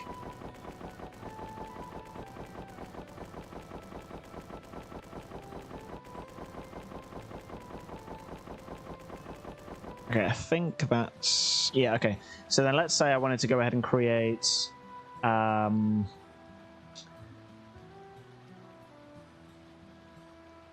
We had that in the past, made things a bit unclear of which type it is, but just need to find a way to make it clear. Oh, that's fair enough. Oh, whoops, I didn't mean to do that. Let's just put that back in there. Okay, so we've got street, mud. Okay. So we've got that kind of a thing. Oh, we've got going out to the right. Oh, okay. And then we've got stone stairs going up, and then stone stairs going up to the right. Okay, fine. So if I wanted to create like a little thing here, right? So let's say it was going to start off here. We go cliff straight. I would then connect up to this. I love that there's different types of cliffs. That's amazing. So I know that I can have a different cliff on that side. Fantastic. Cliff edge going that way. Cliff edge. Let's have the bulbousy one. I think that's what I did on the other side, actually. Oh, no. So let's have that one sticking out over there, then. And then let's say we want to have... it's going to start coming back out there straight away. Oh, I like that you got different types. This is going to stay in a little bit more. This one is... oh, wait, hang on. If I just take that back to flat... Oh, no, no. Yeah, there we go. Yeah, nice. And then let's say we go... straight 2 times. Let's change this one up to have that thing on it. And then we're going to go that way. But then this time we're going to go... like that. So that it's almost really curving around. Cliff edge just here. Oh, I need to get rid of those. That's a big item. There we go. Let's just scrap that off. World, cliff edge, just there. Then we're going to go straight, and we're going to come back this way. Change the model. Object. Broadleaf tree. Finding my jam. Okay, and then let's say we go world, cliff edge. No, straight. Yep. With a weird thing in it. Then we'll go edge, just here, straight, just like so. Inner edge out this way then. Straight, like so. Then we're going to go... we're going to do that there, actually. Change that up a little bit. Then edge coming straight back on itself. And then a straight. And then we're just going to have like a couple of different straights going on here. Oh, I like that it randomizes it as you're doing it. That's quite nice. So then we're going to go edge. Like so. Straight. We'll go inner edge. No, sorry. Cliff inner. Cliff outer. Hey, look at this. Edge. Straight. Oops, what have I done? Straight. And then cliff inner edge to turn the corner, and then cliff edge there. Okay, I've created a thing, like a shape. And then we're going to go flat, but we're going to page up the flat. So then I guess that just raises. Neat! Oh, okay, I've got to change this up. So then, well, what would I do there? Would I... Oh, okay, I've just placed the same thing twice. Okay, my bad. Yeah. Yeah, so that's a 2-tile job. Okay, so if I just took that up, I wanted to see what happens. Yeah, okay, so you've got the top half and the bottom half. Okay, that makes complete sense. Yeah, okay, so then you could just have like a sick mansion up top there or something. Yeah, that's awesome. That's awesome. And then, say if I wanted to just change this, page down, I paint all this away, paint all that away, and then it's just completely changed the entire area.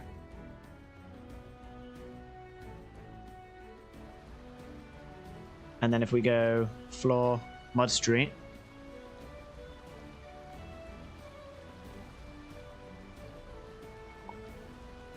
oops, that's not at all what I wanted to do.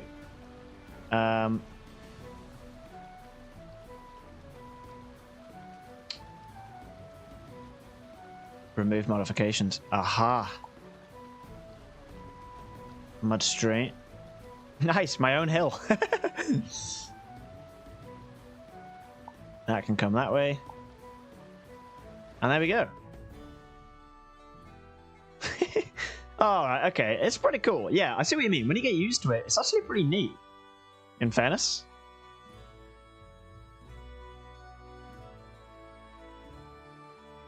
You know what? Out of all of that, I've got no criticisms. That's pretty good. The only criticism is just having a little junction piece in right there. That would be the only thing that I would want to change about that entire thing.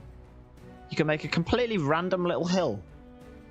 You can set up the path, so like a predetermined location. I love that. That's absolutely wicked. And you can get these crevices as well. I love that. How far can you take them then? I want to see. So like if we took... I suppose that is in itself a piece, isn't it? So, I'll tell you what, let's just take flat.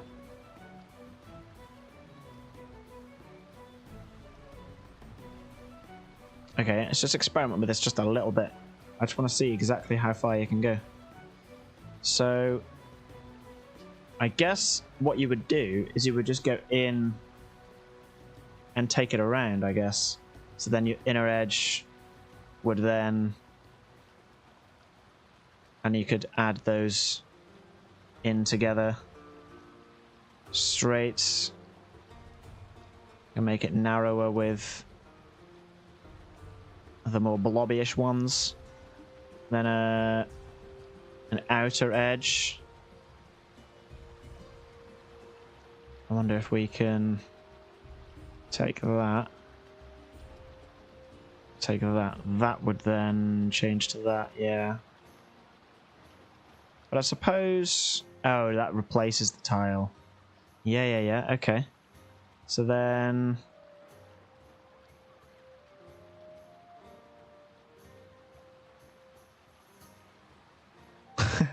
You could get that thing going on though, couldn't you? And then you would just need to protect it with like wrapping something around that. So like have that there instead. Have this as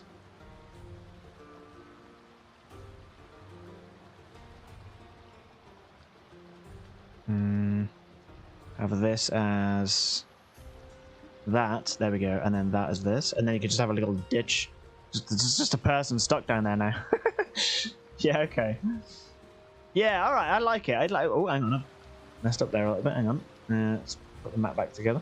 Oh, it's because I've got a thing to get rid of. Okay, and then that, and then that, and then that. There we go. So then, how far can I take this? Can we then have can you get water in there? Now I feel like I'm really stretching.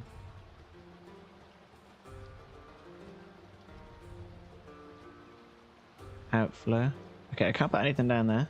Confluence, inflow, surface water, spring, waterfall. Oh, I like that. That comes with a sound element. That's really nice.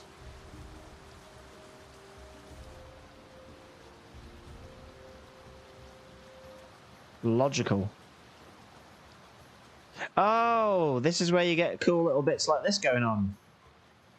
Smack an ancient tree down in the hole. Oh, well, that's the perfect place to have a perfect little thing at the top of my hill. So being sensible with what we were doing here.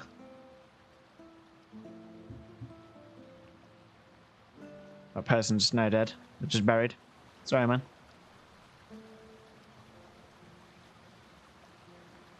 Nice.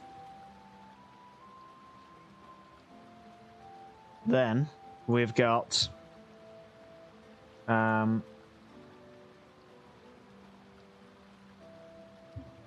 we could just get a couple of little rocks up here. Oh, I love that you've got loads of different types.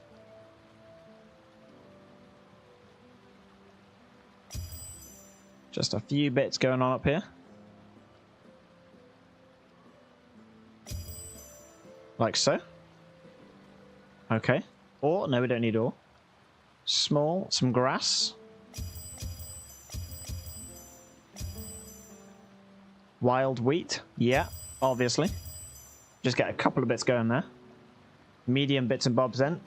Some bushes.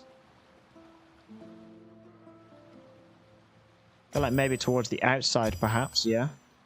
And like on the floor in front. Okay. And then big old broadleaf trees.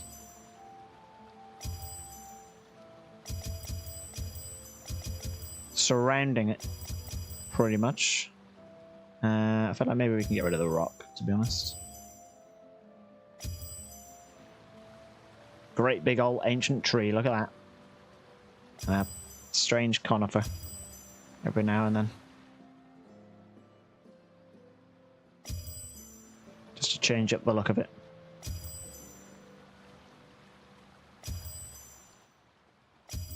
Excellent, look at that.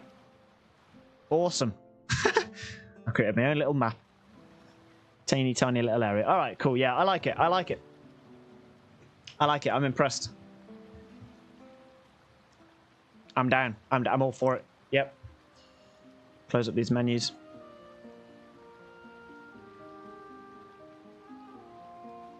So then cell side and actors, you could just add some animals and stuff and bits. Yeah. I'm down for it. Red deer. Oh, you literally just click and place? No way.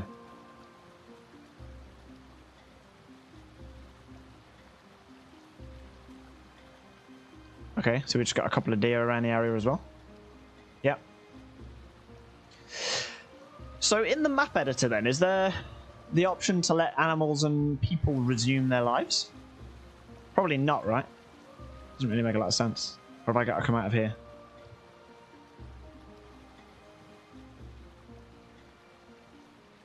Wozers. Cool story. Okay, yeah. Well, that's 300 times speed and nothing's moved, so I'm going to go with no. Because nothing's actually progressing. The sheep is bobbing up and down there. It's got a rave going on. You can deconstruct them, yes. Oh, okay. Oh yeah, I see. Oh, editor? This guy's 761 days old.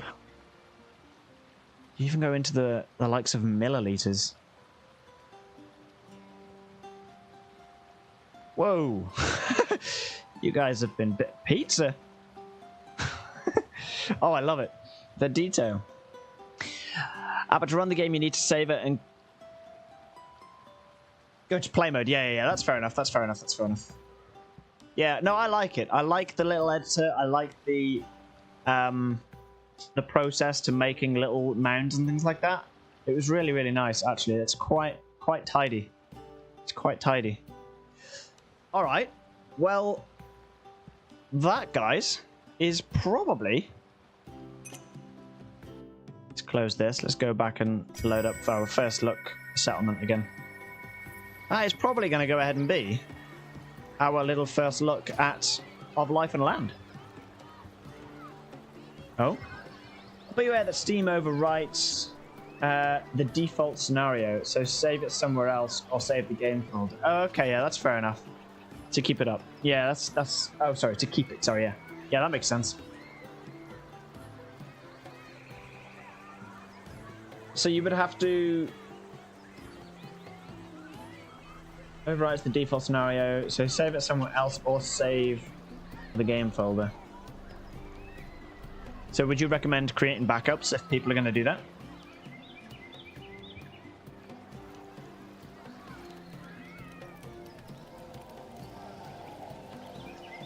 Ominous sound.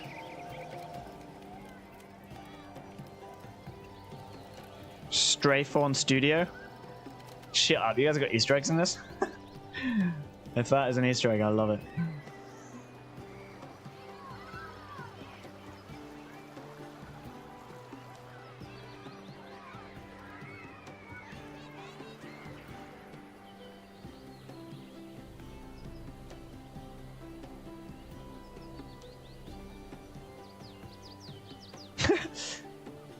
If you modify the scenario, copy it to a new folder and edit it there. Oh, okay, there we go. Nice and simple.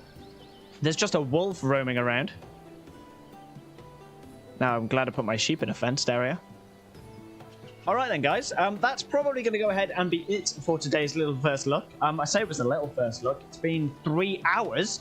When did it turn 6 o'clock? Bloody hell.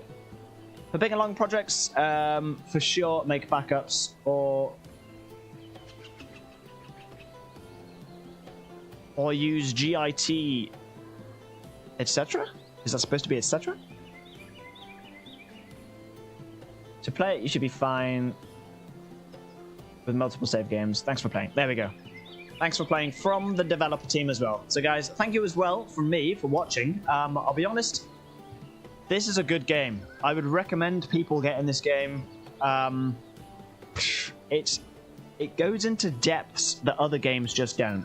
Like, it just does. You play it and you realize you go through certain things and you struggle doing certain things, and then you sort of have a bit of a realization when you've done something stupid. You know, like if you're not getting enough food, have you got enough workers in your farmhouses? You know, if you are struggling with getting enough workers, have you made enough houses? If you're not getting enough wood, have you got, like, there's just crazy amounts of stuff to get into. But even like the strengths and weaknesses of each individual settler it's just details that other games don't go into. So Kerzoven as a development team, guys, honestly, awesome stuff. You guys are doing a great job, and I'm excited to see where this goes, to be honest. I really am. I really am. And the artwork of the game is just beautiful as well. I mean, look at that. That is not something that you get with most strategy building, simulation, settlement creating games. You know, it's like there are landscapes. Look at that. That is beautiful. Absolutely beautiful game design. Lovely. Absolutely wicked. And how often do you play a game where wolves are roaming around your pottery area, hey? I mean, come on. Guys, thank you very much for joining today. My name is Dale, again, from Inception Gaming. Drop a like. Go and check it out on Steam. Guys, available to download for you guys from the 2nd of April. Yeah, I just recommend it. I have nothing else to say, really. It's just a good game. it's just a great game, you know. Did they just steal? Did they just? It's a good thing there's no workers there because they'd be eaten. But yeah, guys, thank you very much, and I will catch you in the next one. Have a lovely day wherever you are in the world, and goodbye. Now I'm going to lurk here now because I don't have another screen to put you guys on, so you can just watch.